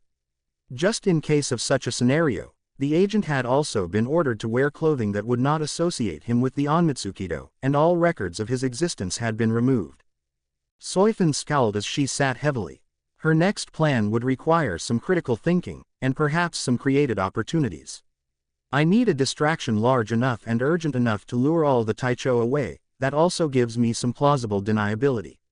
The question is, what could do such a thing? The only time I know of was, Aizen. Soifin began to smile, she had an idea. But in the meantime, she now felt Hitsugaya's Reiatsu nearby. And now, a chance to appear completely uninvolved. She shunpo-ed out, preparing to join him. Damn it, Hitsugaya cursed aloud, staring at floating clothes in a nearby river. His lock on the spiritual energy of the assassin had faded almost entirely less than a minute prior, and all that remained were on those clothes, and even that last trace was dissipating rapidly. Sit upon the frozen heavens, Hirinmaru. With a single wave his Shikai, the clothes and a large part of the river froze in ice. With any luck, it would preserve the clothes and the Reiatsu on them. Also, the Shikai release would undoubtedly attract attention from the other Taicho and should be enough to bring at least one more to him. Hitsugaya materialized the Rariku again and searched, but even as he did he knew it was in vain. Whoever it had been, the attacker was dead, and there were only two ways that Hitsugaya knew of that could completely destroy the body in such a short amount of time without unleashing enough Reiatsu to be sensed easily. Soifin's Shikai, and an advanced suicide pill.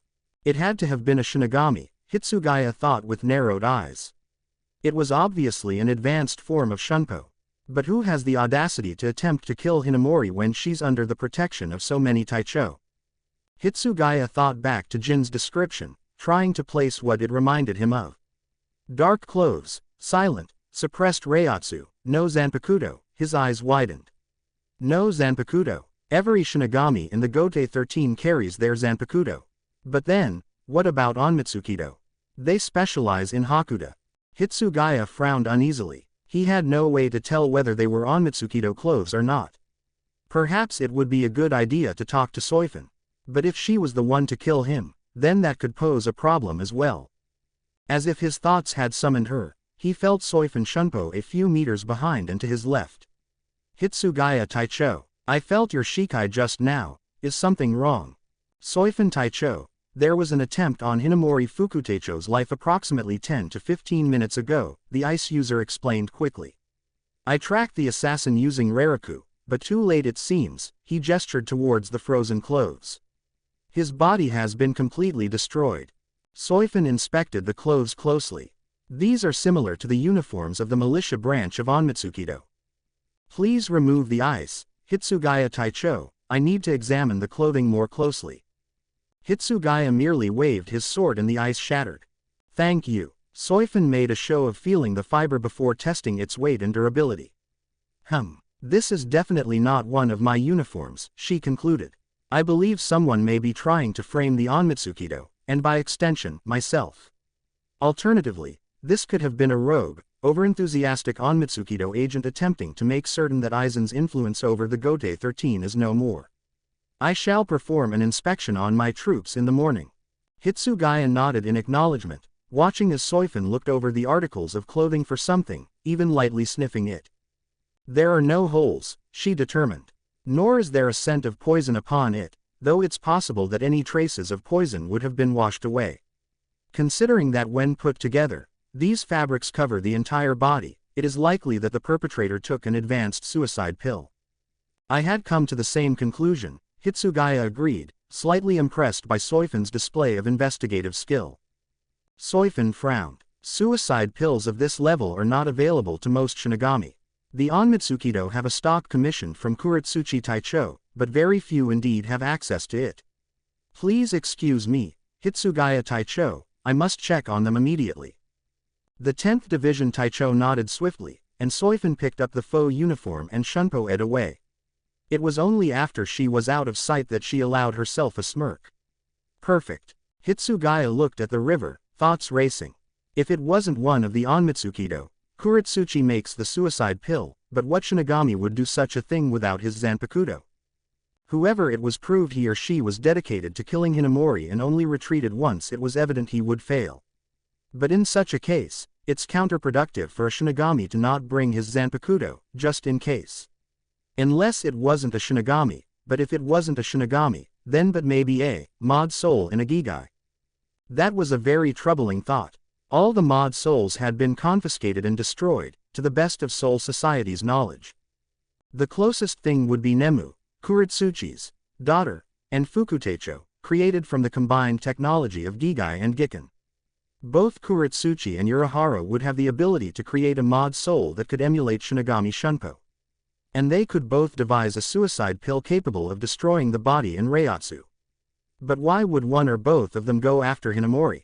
Hitsugaya shook his head and paced a few meters back and forth, trying to force his genius brain to get the answers like it always had. What does Hinamori have that they don't? Think. What's changed that they would go after her now, rather than when there was perfect opportunity while all the Taicho had left Soul Society? What's changed, Toshiro? The Taicho suddenly froze in place, his brain having clicked. Aizen. She's the last known person that Aizen actively used an illusion on. Kuretsuchi and Urahara are both scientists, could one or both be trying to reverse engineer Kyoko Suigetsu? Without warning, Hitsugaya's brain flashed back to the recent meeting of the Taicho. Flashback. I could, make some mental adjustments, Kuretsuchi offered. End flashback. Kuretsuchi never simply offers his services unless he's interested in something. He usually has to be ordered by Yamamoto Sotaicho. Hitsugaya mentally snarled as anger and betrayal filled his being. Kuretsuchi, he whispered, his voice trembling in rage, the hand holding Hirinru clenching as he struggled to keep his Reiatsu from flaring and betraying his killing intent. Hitsugaya's Zanpakuto roared his support in its wielder's mind, thirsting to slay that which had brought such hot fires of anger and hate within Hitsugaya's inner world. Hitsugaya was a hair's breadth from accidentally entering Bankai. As it was, the river, grass and trees within a 3-meter radius around him had frozen solid. I'll prove it was you, and kill you myself. Hiraku Shunsui sighed as he lay on the grass under a tree near his division's barracks, looking up at the heavens. The sky sure is pretty tonight, he commented quietly. It's a nice night to think, and I could use all the extra help I can get right now. Perhaps you could bounce some ideas off me, Shunsui, Yukitaki Jashiro's voice offered, stepping into the clearing. Seeing Kiraku's mild surprise, Yukitaki smiled wryly at his old friend. Shunsui, you've been going to this tree to think for decades. It wasn't hard to find you. Kiraku chuckled. Well, if you're offering, Jashiro, I'm trying to figure out how to deal with Tosen and Jin. I want to at least give Jin back his Taicho position. He only lost it because he figured the only way to beat Aizen was to stab him in the back, as we wouldn't believe it until Aizen did something against us. But if I don't punish him at all, the Central 46 will, and they're likely to execute him. Alright, what have you thought of so far for punishments you could live with? Taking away his pay for a few years, temporarily removing some of his rights as Taicho, binding his Raryoku for a while, putting him in some form of house arrest that would allow him to do his duties as a Taicho but not much else, Hiraku listed. Alone, each of them didn't sound like enough, but together, it seems like too much to put Jin through. He did what he felt he had to do. How can I punish him harshly for that? Would execution be better? Yukatake pointed out. Hiraku looked at his best friend sourly.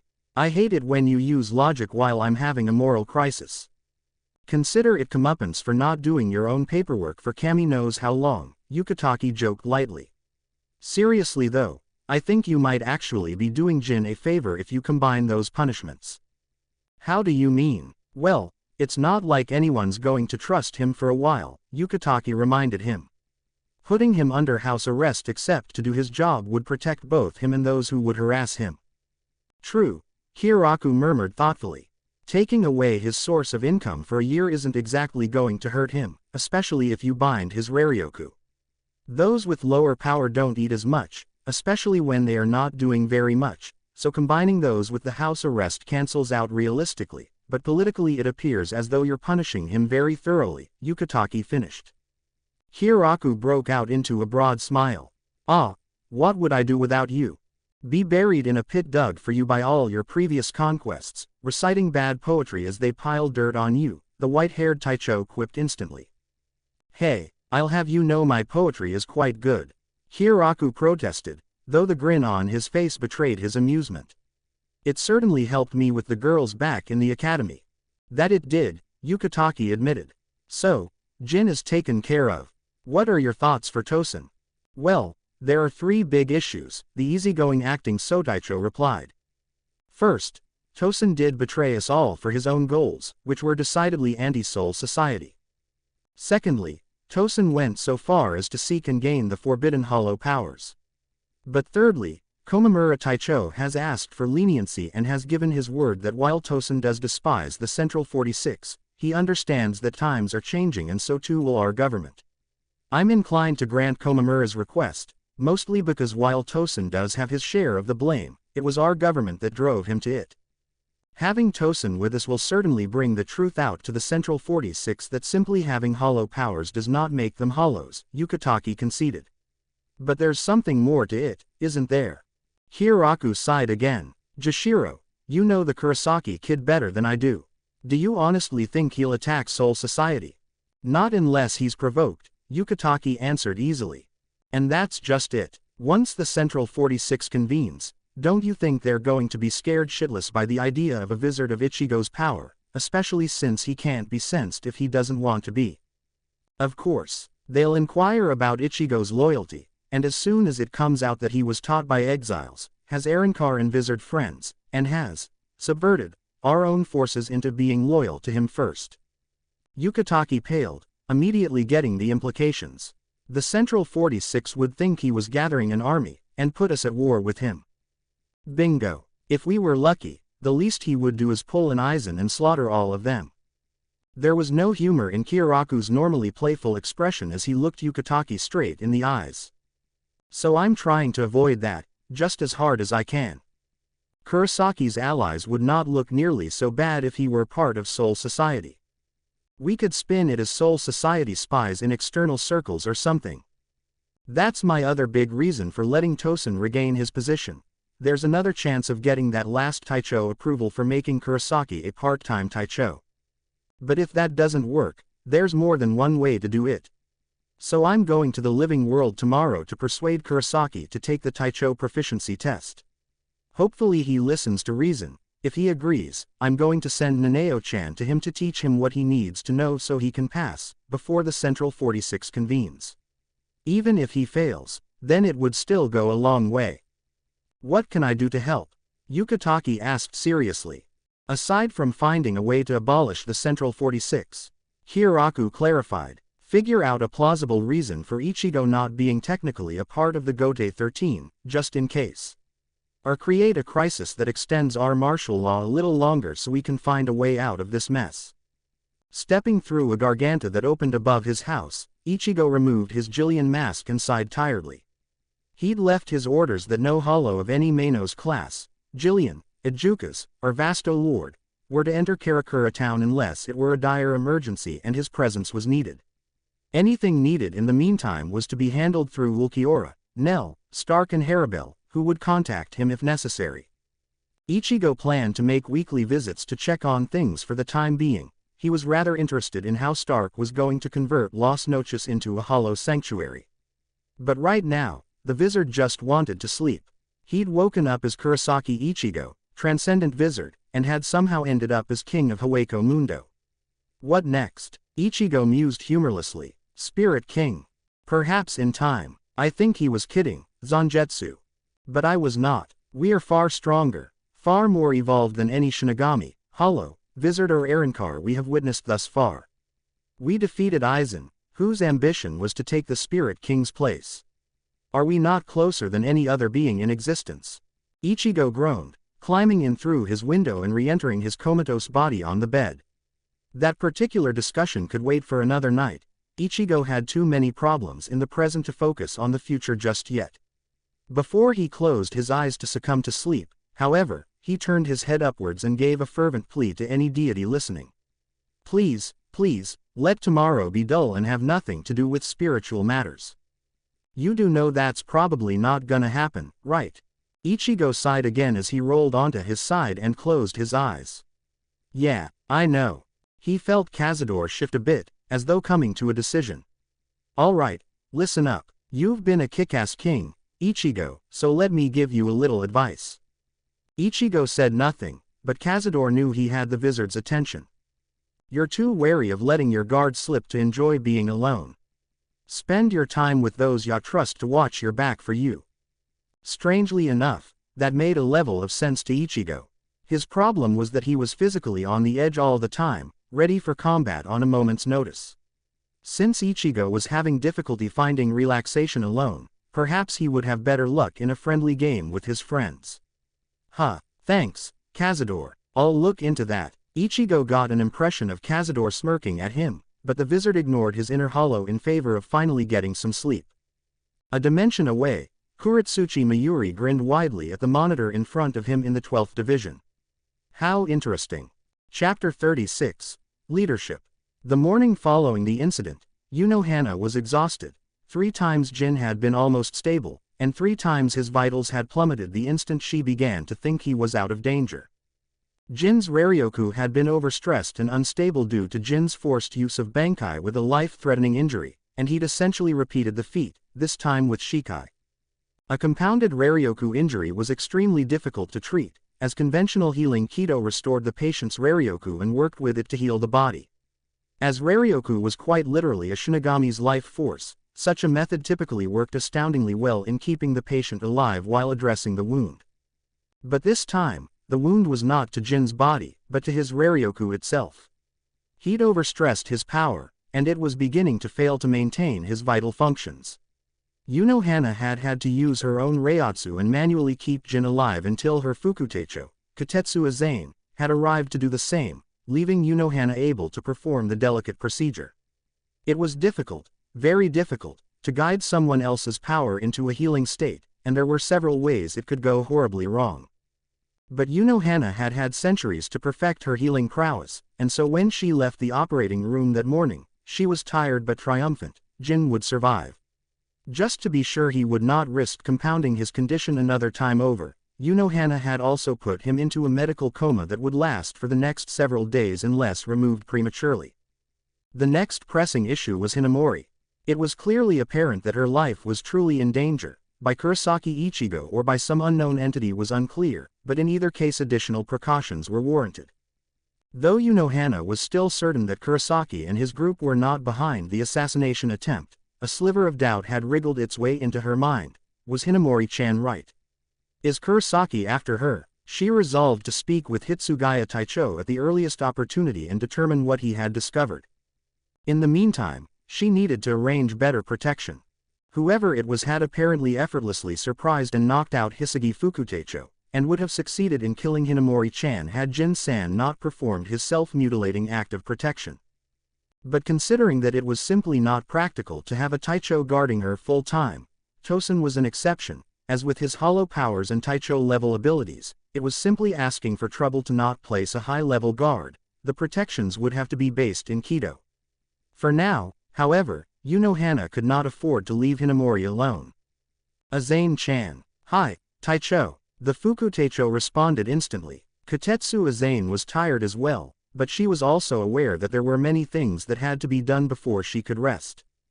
Please contact the 11th Division to set up a guard rotation around Hinamori-chan's room, and prepare a mirror door inside to prevent any further unwanted intrusions. Hi. At the same time, Hiraku was quickly making his way to the Senkaimon. He wanted to catch Ichigo quickly. There was precious little time before the Central 46 would reconvene. He'd woken painfully early, much to his Nanao-chan's stunned astonishment, already visited the 12th Division and had his limiter seal applied and a Gigai procured. Strangely though, Hiraku found himself somewhat apprehensive. His upcoming conversation with the substitute Shinigami would shape events to come for some time. This he was well aware of. He'd spent the necessary wait time at the 12th Division planning how he would broach the subject, but the Taicho had found himself unable to figure out a way to make it work. We'll get to it, Hiraku reassured himself. Just some small talk, maybe over some tea or sake, and everything will fall into place. I just hope the Central 46 doesn't find out I'm doing this, or it could make things very complicated. If the Central 46 discovered the lengths Hiraku was going to at this moment, it would severely hamper any argument they could make that Ichigo wasn't a threat.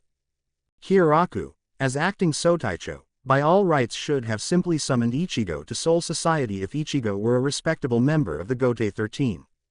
To instead go out of his way to meet the Vizard on his own turf was indicative of the opposite, that Ichigo was on par or superior to Hiraku in status. Every little thing is about status to those nobles, Hiraku grumbled with a sigh.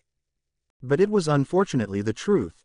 Ichigo, for better or for worse, could be considered the ruler of Karakura town, spiritually speaking.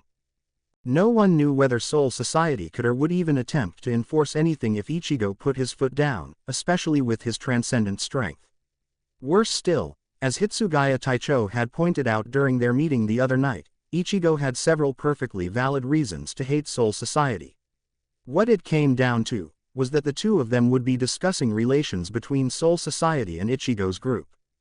Hiraku stopped in front of the giant double doors that marked the gateway between worlds. Open the Senkaimon. The Shinigami stationed there saluted sharply and began doing as ordered. A Jigyukucho was presented to Hiraku, and he nodded silently.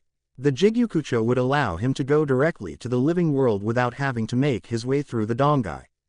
Several minutes later, Hiraku stepped through the Senkaimon in the living world, the butterfly fluttering away. Taking a moment to attempt to sense Ichigo's Reiatsu, he was pleasantly surprised to find that he could in fact locate it. Perhaps keeping his Reiatsu in a transcended state is mentally draining. The acting Sotaicho theorized while entering his Gigai. When he was finished, Hiraku stretched his legs and arms, acclimating to his new body. He was dressed in black slacks and a long-sleeved button-up light blue shirt, with a dark navy blue jacket over it, left open.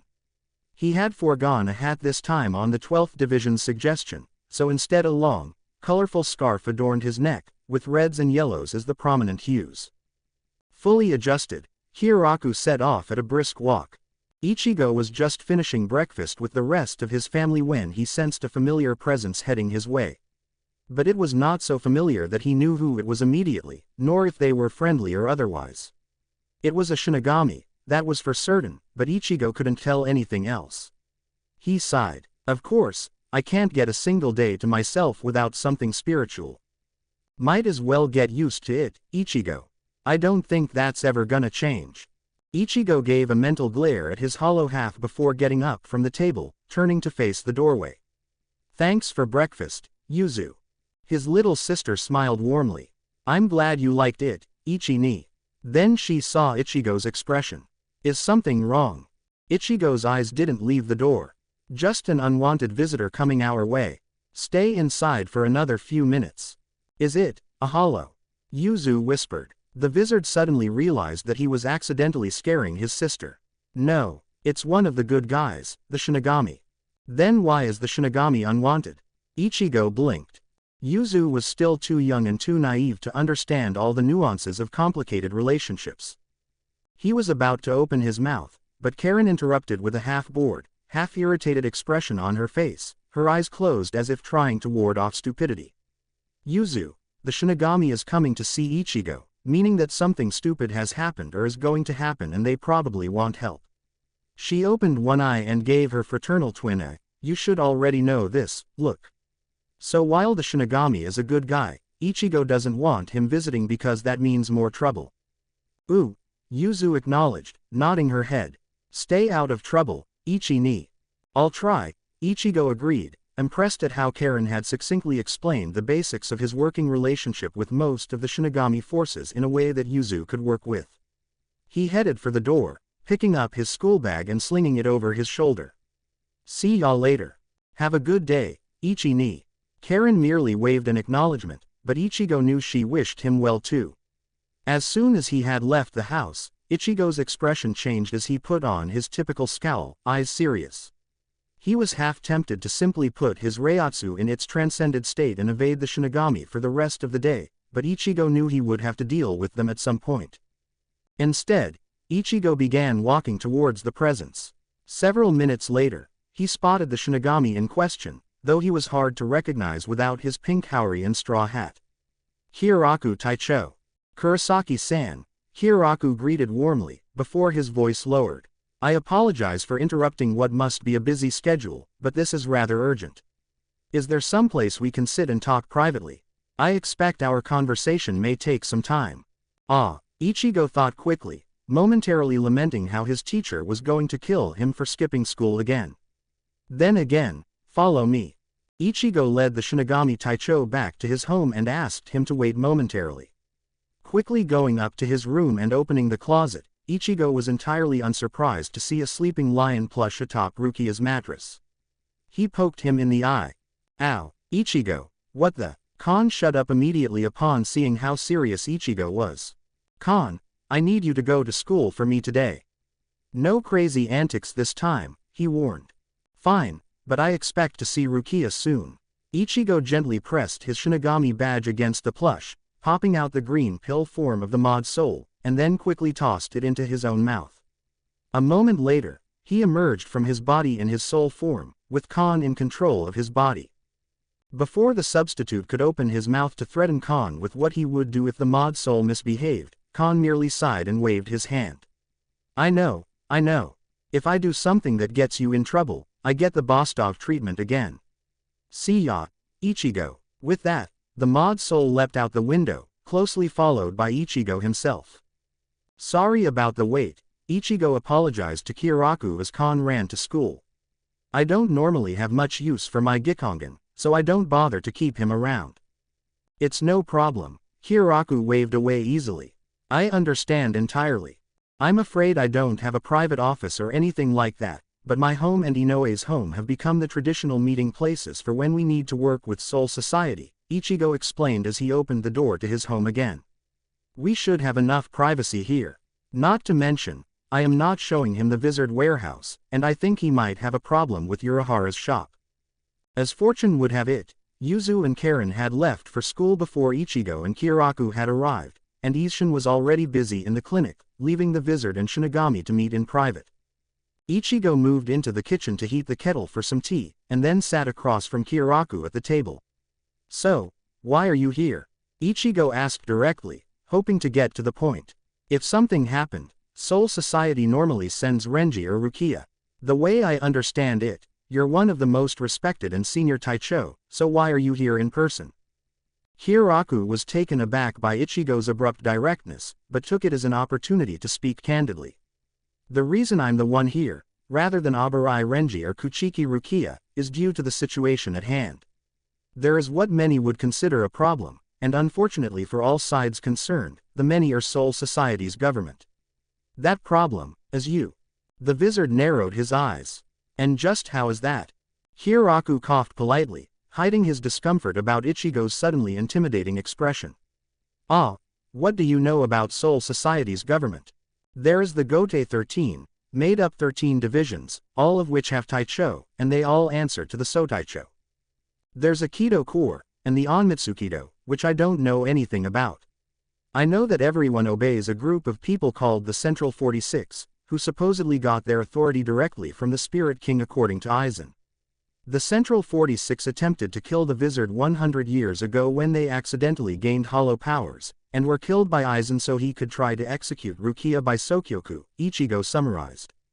The acting Sotaicho nodded. As you've probably surmised by now, the previous Central 46 was a group of xenophobes who had grown secure in their power and could not move with the times. In all honesty, Aizen probably did us a favor when he killed them, but don't tell anyone I said that. Ichigo snorted in amusement and nodded. Just then, the kettle rang, and Ichigo rose to pour them some tea. When he'd sat down again, he resumed where they'd left off. You were saying, about the Central 46. Yes. Hiraku sipped his tea, thinking how to best describe the situation.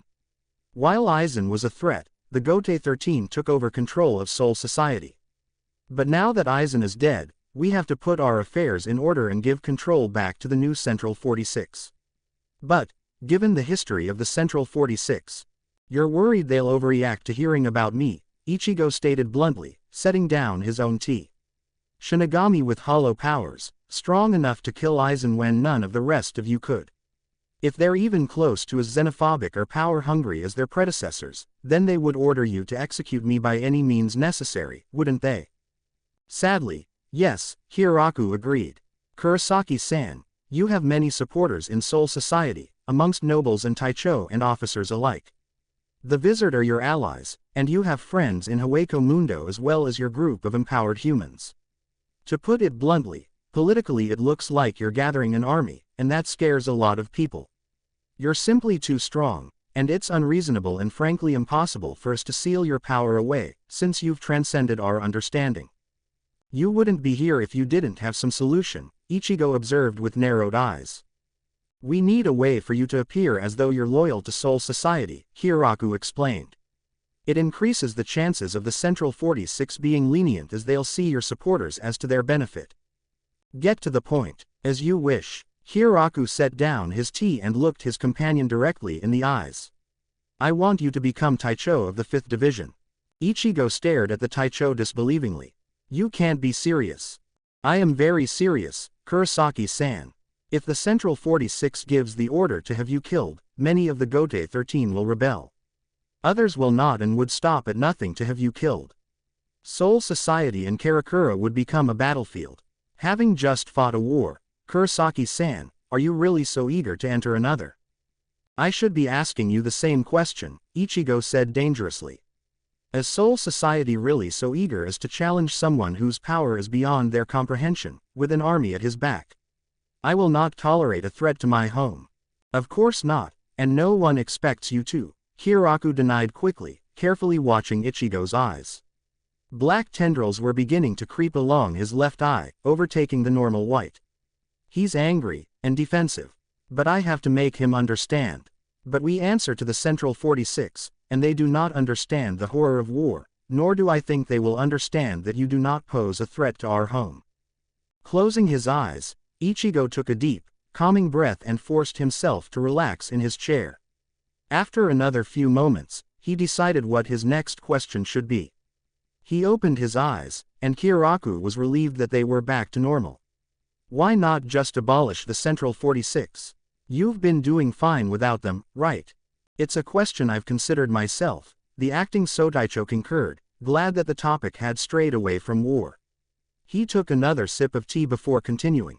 The problem is that we have to be legal about it if we want to maintain our benevolent image, which is necessary for us to continually gain new recruits through the Rukongai. I have Yukataki Taicho looking into it right now, but I do not expect much. They sat in silence for a minute, drinking their tea pensively. Are there really no other options? Ichigo finally questioned. None that I could think of, Kiraku admitted. Not outside you attending the Shinigami Academy, and quite frankly, that would be rather pointless. If a noble family adopted you, that would be something, but I have no influence with them. He set his tea down again. Kurosaki-san, you seem very opposed to my offer. May I ask why that is? Now it was Ichigo's turn to delay for time as he took another sip. I disagree with Soul Society's policies, he finally said. In the short year that I've been involved in spiritual events, I've learned the fate of any being who doesn't subscribe to Soul Society's definition of normal. The Vizard were to be executed but were instead exiled thanks to Urahara and Yoruichi. The Quincy were massacred to almost the last man because their leaders were much the same as your Central 46s, stubborn and foolish, according to Ishida. The Bound and Mod Souls were sentient beings created by Soul Society, but they too were killed without mercy for no fault of their own. I was given power by Rukia to protect my family, and in return I am cut down by Byakuya and left to die. Ichigo shook his head. I don't want to be chained to the will of people who are unwilling to see things from another perspective. Another problem is that I have no guarantee that what happened to the Vizard won't also happen to me, Ichigo continued. If I work in Soul Society, it becomes that much easier to end my life. Here in Karakura, there are very few Shinigami and I am familiar with every one of them. But if I had to sum it up in one phrase, it would be, I don't trust you. I see, Hiraku murmured. And he truly did. I don't really trust the Central 46 either. But then, he got a wicked idea from what Ichigo had said. He began to smile. Then let's cheat. Huh, Ichigo blurted, confused. If there is anything my Zanpakuto has taught me, it is that there is always a chance to cheat, to play the loopholes, Hiraku stated with a smirk. The Central 46 will find out one way or another that you have hollow powers. We can't avoid that. We also can't choose who will be in the Central 46, nor can we unduly influence their positions. But right now, the Gote 13 still has control of Soul Society. It's our move, so instead of trying to pacify them, let's silence them. What? How do you plan to do that? Despite himself, Ichigo was interested.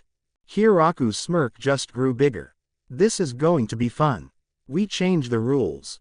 Hitsugaya was hard at work with more paperwork when he heard a knock on the door. Looking up and privately glad for the distraction, he set the papers he was working on aside. Come in. Soifun stepped in quickly and confidently. I just felt you should know that I have performed my inspection. None of my Onmitsukido is unaccounted for. I am continuing the investigation, but as you were first on the scene, do you have any information that could be of use? Hitsugaya shook his head, his face stony.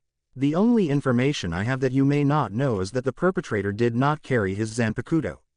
I'm sure you are already aware that Jin held the assassin back at great harm to himself. The assassin nodded. She was well aware. My sources reported that to me as well. I will consult Kuretsuchi Taicho to determine who else has access to high-level suicide pills. She swept out the door before Hitsugaya could say anything more. The ice user sighed and looked at his paperwork.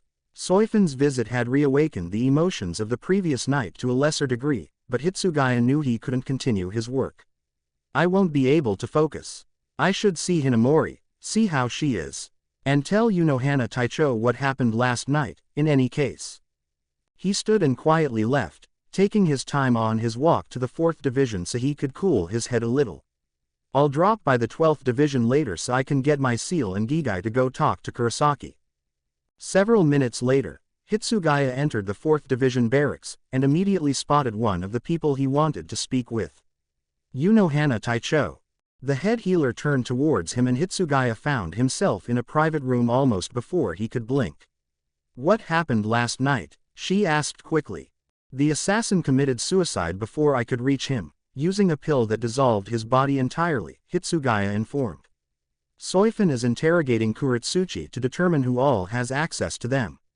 How's Jin? Unohana sighed heavily. He'll pull through, but I had to put him in an induced healing coma, and it's too risky to wake him for more details. Does Hinamori know what happened? Unohana shook her head negatively. No, I felt the knowledge would only hinder her recovery process, especially as she fears Kurosaki-san coming to claim her. Right, Hitsugaya murmured, but now his thoughts were taking a different turn. Would Kurosaki have an idea of who would be doing this? It was a strange idea, but Kurosaki had a variety of friends in strange places. Vizard, Arankar, Urahara and Yoruichi, perhaps he's heard something, or one of his friends has a useful ability that could help. Something else to ask him when I talk to him today. Hitsugaya Taicho, Oh, sorry, the diminutive Taicho apologized. Just had a thought that I should look into later. Is it possible for me to see Hinamori now? Hana gave him a sympathetic look. He looks entirely too young to be shouldering such burdens. But he's proven himself up to the challenge quite admirably. Yes, follow me. As they were walking towards Hinamori's room, she spoke quietly to her comrade. Remember, Hitsugaya Taicho, try to avoid the sensitive topics, and make sure she knows you're her friend and still support her. Hitsugaya nodded, his throat dry as they approached the guards in front of Hinamori's room. Passing through and entering the room itself, Hitsugaya was unsurprised to see a mirror door set up. Shiro-chan, Hinamori cried in pleasant surprise, seeing her old friend and standing up. It's Hitsugaya Taicho, Hitsugaya grumbled good-naturedly. I'll leave you two alone, Hana suggested, and left a moment later. Hitsugaya sat down in the chair available to him. Momo, are you okay? It was the first time he'd used her given name in a long time, but he had really worried about her. Hinamori smiled. I'm fine, Shiro-chan. I'm all better, see. She stretched exaggeratedly, popping a few joints. Hana Taicho told me you'd tried to see me a couple of times. Sorry I wasn't awake. It's all right, the white-haired Taicho reassured his best friend. You needed to heal. Shiro-chan, do you know why Hana Taicho put up a mirror door?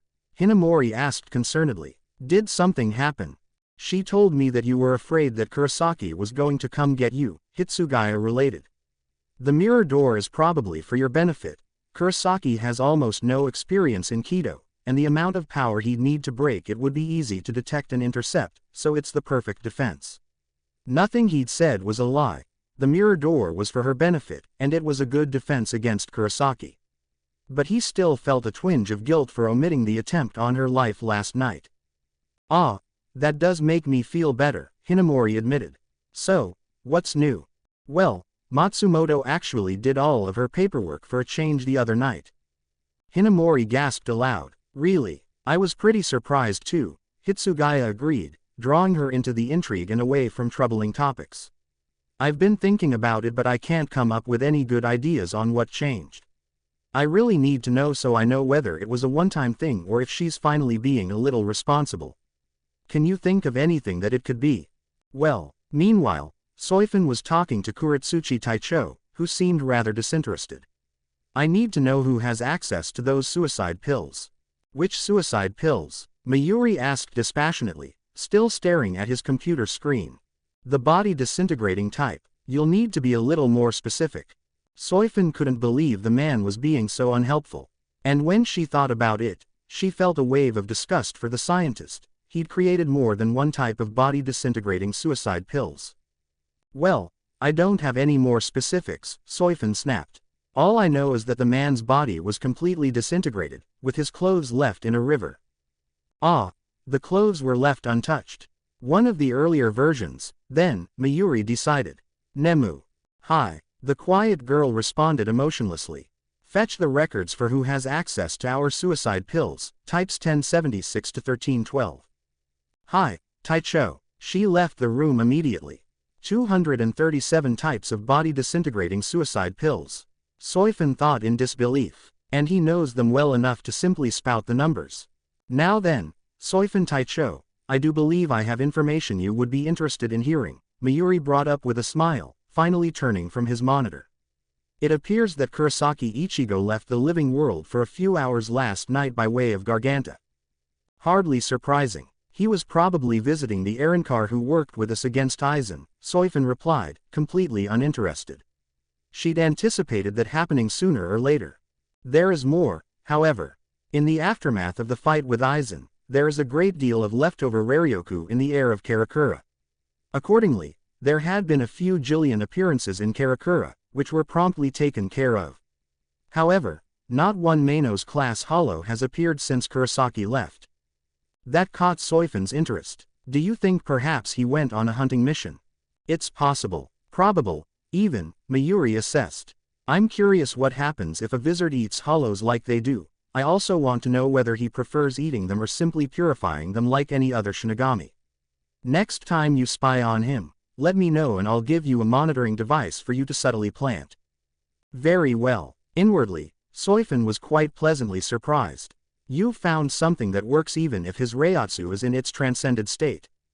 I won't know for certain until it is tested, but I have my confidence that it will work, Mayuri said confidently, turning back to the monitor. In the meantime, there is something very interesting going on that I really must attend to. Nemu, where are those records? Right here, sir. Soifun almost jumped. Nemu might very well have been an assassin herself, the way she'd snuck up on them. Then again, she mused, that was probably the intent. Kuretsuchi wanted an assistant who would blend into the background when he didn't want her, and would be able to take care of whatever he needed done without complaint. Give them to Soifun Taicho, and then go have a look at our experiments, see if there are any unplanned changes. I am going to be quite busy for some time.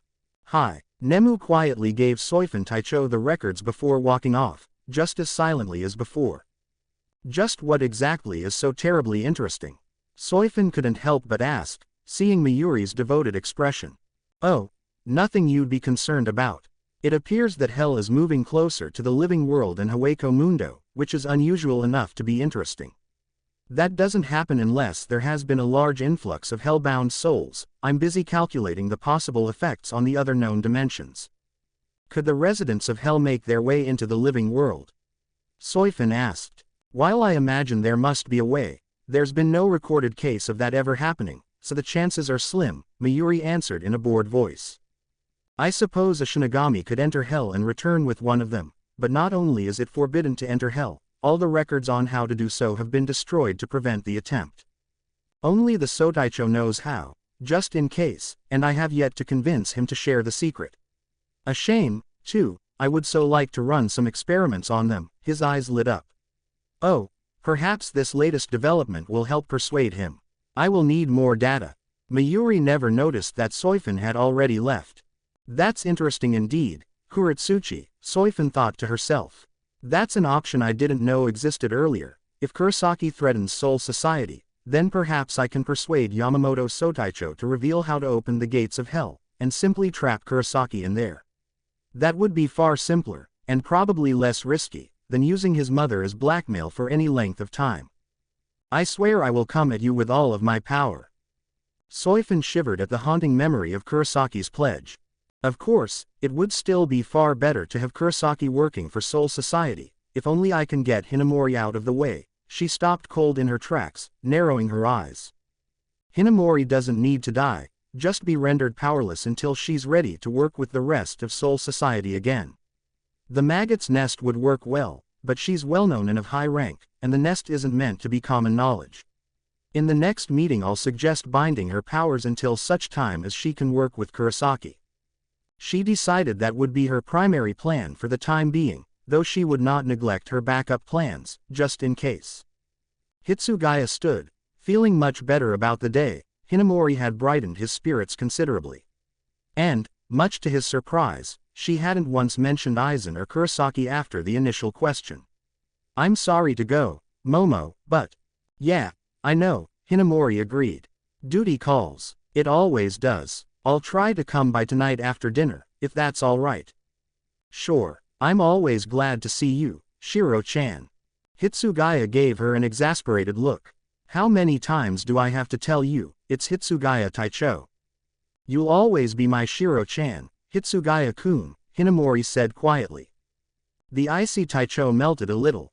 Yeah, I know, Momo, I'll always be your Shiro-chan, just like you'll always be my first and best friend. They shared a quiet smile, remembering their days as children, before the Shinigami Academy. All right, I'll see you tonight, Hinamori Fukuteicho. I look forward to it, Hitsugaya Taicho, Hinamori chirped. As soon as Hitsugaya closed the door, Hinamori slumped onto her bed, her smile fading. She'd really enjoyed her time with her childhood friend, but as soon as he was gone, the ache was back. Aizen Taicho, why did you have to die? The door opened unexpectedly, and Hinamori was unable to hide her emotions by the time Unohana stepped inside. Good morning, Hinamori-chan, she greeted warmly.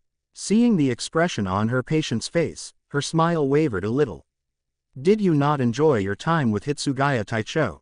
I can keep him out if you'd prefer. No, Hinamori blurted, then shrunk in on herself. No, Please, I like talking with him. Then what's wrong? Hana pressed gently. I'm just missing Aizen Taicho, Hinamori admitted. Why did he have to die, Hana Taicho? Why couldn't we have just found a way to make peace? Why did Soul Society let Kurosaki kill him? Hana hadn't expected to come across this question for some time, so it was a bit of a surprise to hear it so soon. There are a few reasons for it, she began as gently as she could. You will not like what I have to say, but I promise you that I speak only the truth as I know it. I know, Hana Taicho, Hinamori acknowledged. You're one of the most truthful people I know. Then trust me, and hear me out before speaking, all right? Hinamori nodded. Thank you. Aizen died because he made some very poor choices, and because he attempted to sacrifice the people Kurosaki Ichigo had sworn to protect. I understand Aizen even kidnapped and threatened to kill Kurosaki-san's mother in front of him. Hinamori gasped, but said nothing yet. That can't be. No way would Aizen Taicho do that. Every report, from every Taicho and Fukuteicho available at the time, confirmed this, Hana went on quietly. That was a very poor decision of Aizen's part. If he had not done that, then I feel it could have just as easily ended with him being taken capture, rather than killed. But Aizen made it extremely personal to Kurosaki-san. Can you say that if someone had threatened your family, you would not do the same? Do you not feel the same way towards Kurosaki-san right now? If you had had the opportunity last night, would you not have struck him down as surely as he did Aizen? Hinamori could say nothing, but the silence spoke volumes. Hana nodded, seeing she understood. If Aizen had targeted another town, another group of people, someone else, I'm not sure if Kurosaki-san would have killed Aizen. We may never know. Why did Soul Society let Kurosaki-san kill Aizen? The reason for that lies in the deeds Aizen performed before his public betrayal. Aizen admitted to you, and you have told me, that he killed a great many people when trying to finalize his Hogyoku, and even more when experimenting with hollowification. He also killed the Central 46, and attempted to murder Kuchiki Rukia. Such things are expressly forbidden, and so Aizen committed treason. If it had been anyone else, say, Kuritsuchi Taicho who had done such things, would you have argued against killing him for treason? Hinamori swallowed hard. No, but Aizen had a higher purpose in mind. Hinamori argued. Perhaps, but do the ends justify the means? Where is the limit, Hinamori-chan? Thousands of people, millions, billions, how many until it becomes not worth it? I don't know, Hinamori whispered. Everyone has a different idea of what is worth it, and what isn't, Hana told the Fukuteicho quietly. Aizen believed that replacing the Spirit King was worth sacrificing hundreds of thousands of unwilling souls. Kurosaki-san believed that saving those hundreds of thousands of souls was worth sacrificing the one soul threatening it. I believe that the only life a person has a right to sacrifice, is their own, and only then in defense of others. There are no right answers that everyone can agree upon, Hinamori-chan. You must find your own answers, and stay true to them. It is the journey of finding those answers that help us grow as people. Hana would have reached out to hold Hinamori's hand, if it were not for the mirror door in the way. As it was, she merely pressed her hand against the glass, and was gladdened when Hinamori pressed her own hand in the same place, eyes glistening with unshed tears. But I offer my condolences for your loss, Hinamori-chan. Aizen was very special, to you especially. Death is a terrible thing, but you should take comfort that he will be reincarnated someday, and perhaps you will be with him again in your next life. For now, make him proud by growing into a person that both you and he can be proud of. Hinamori burst into tears, loudly sobbing. Without warning, the mirror door shattered and Hana found herself holding Hinamori to her shoulder, rubbing her back soothingly as the Fukuteicho's hands clenched around her Taicho Haori.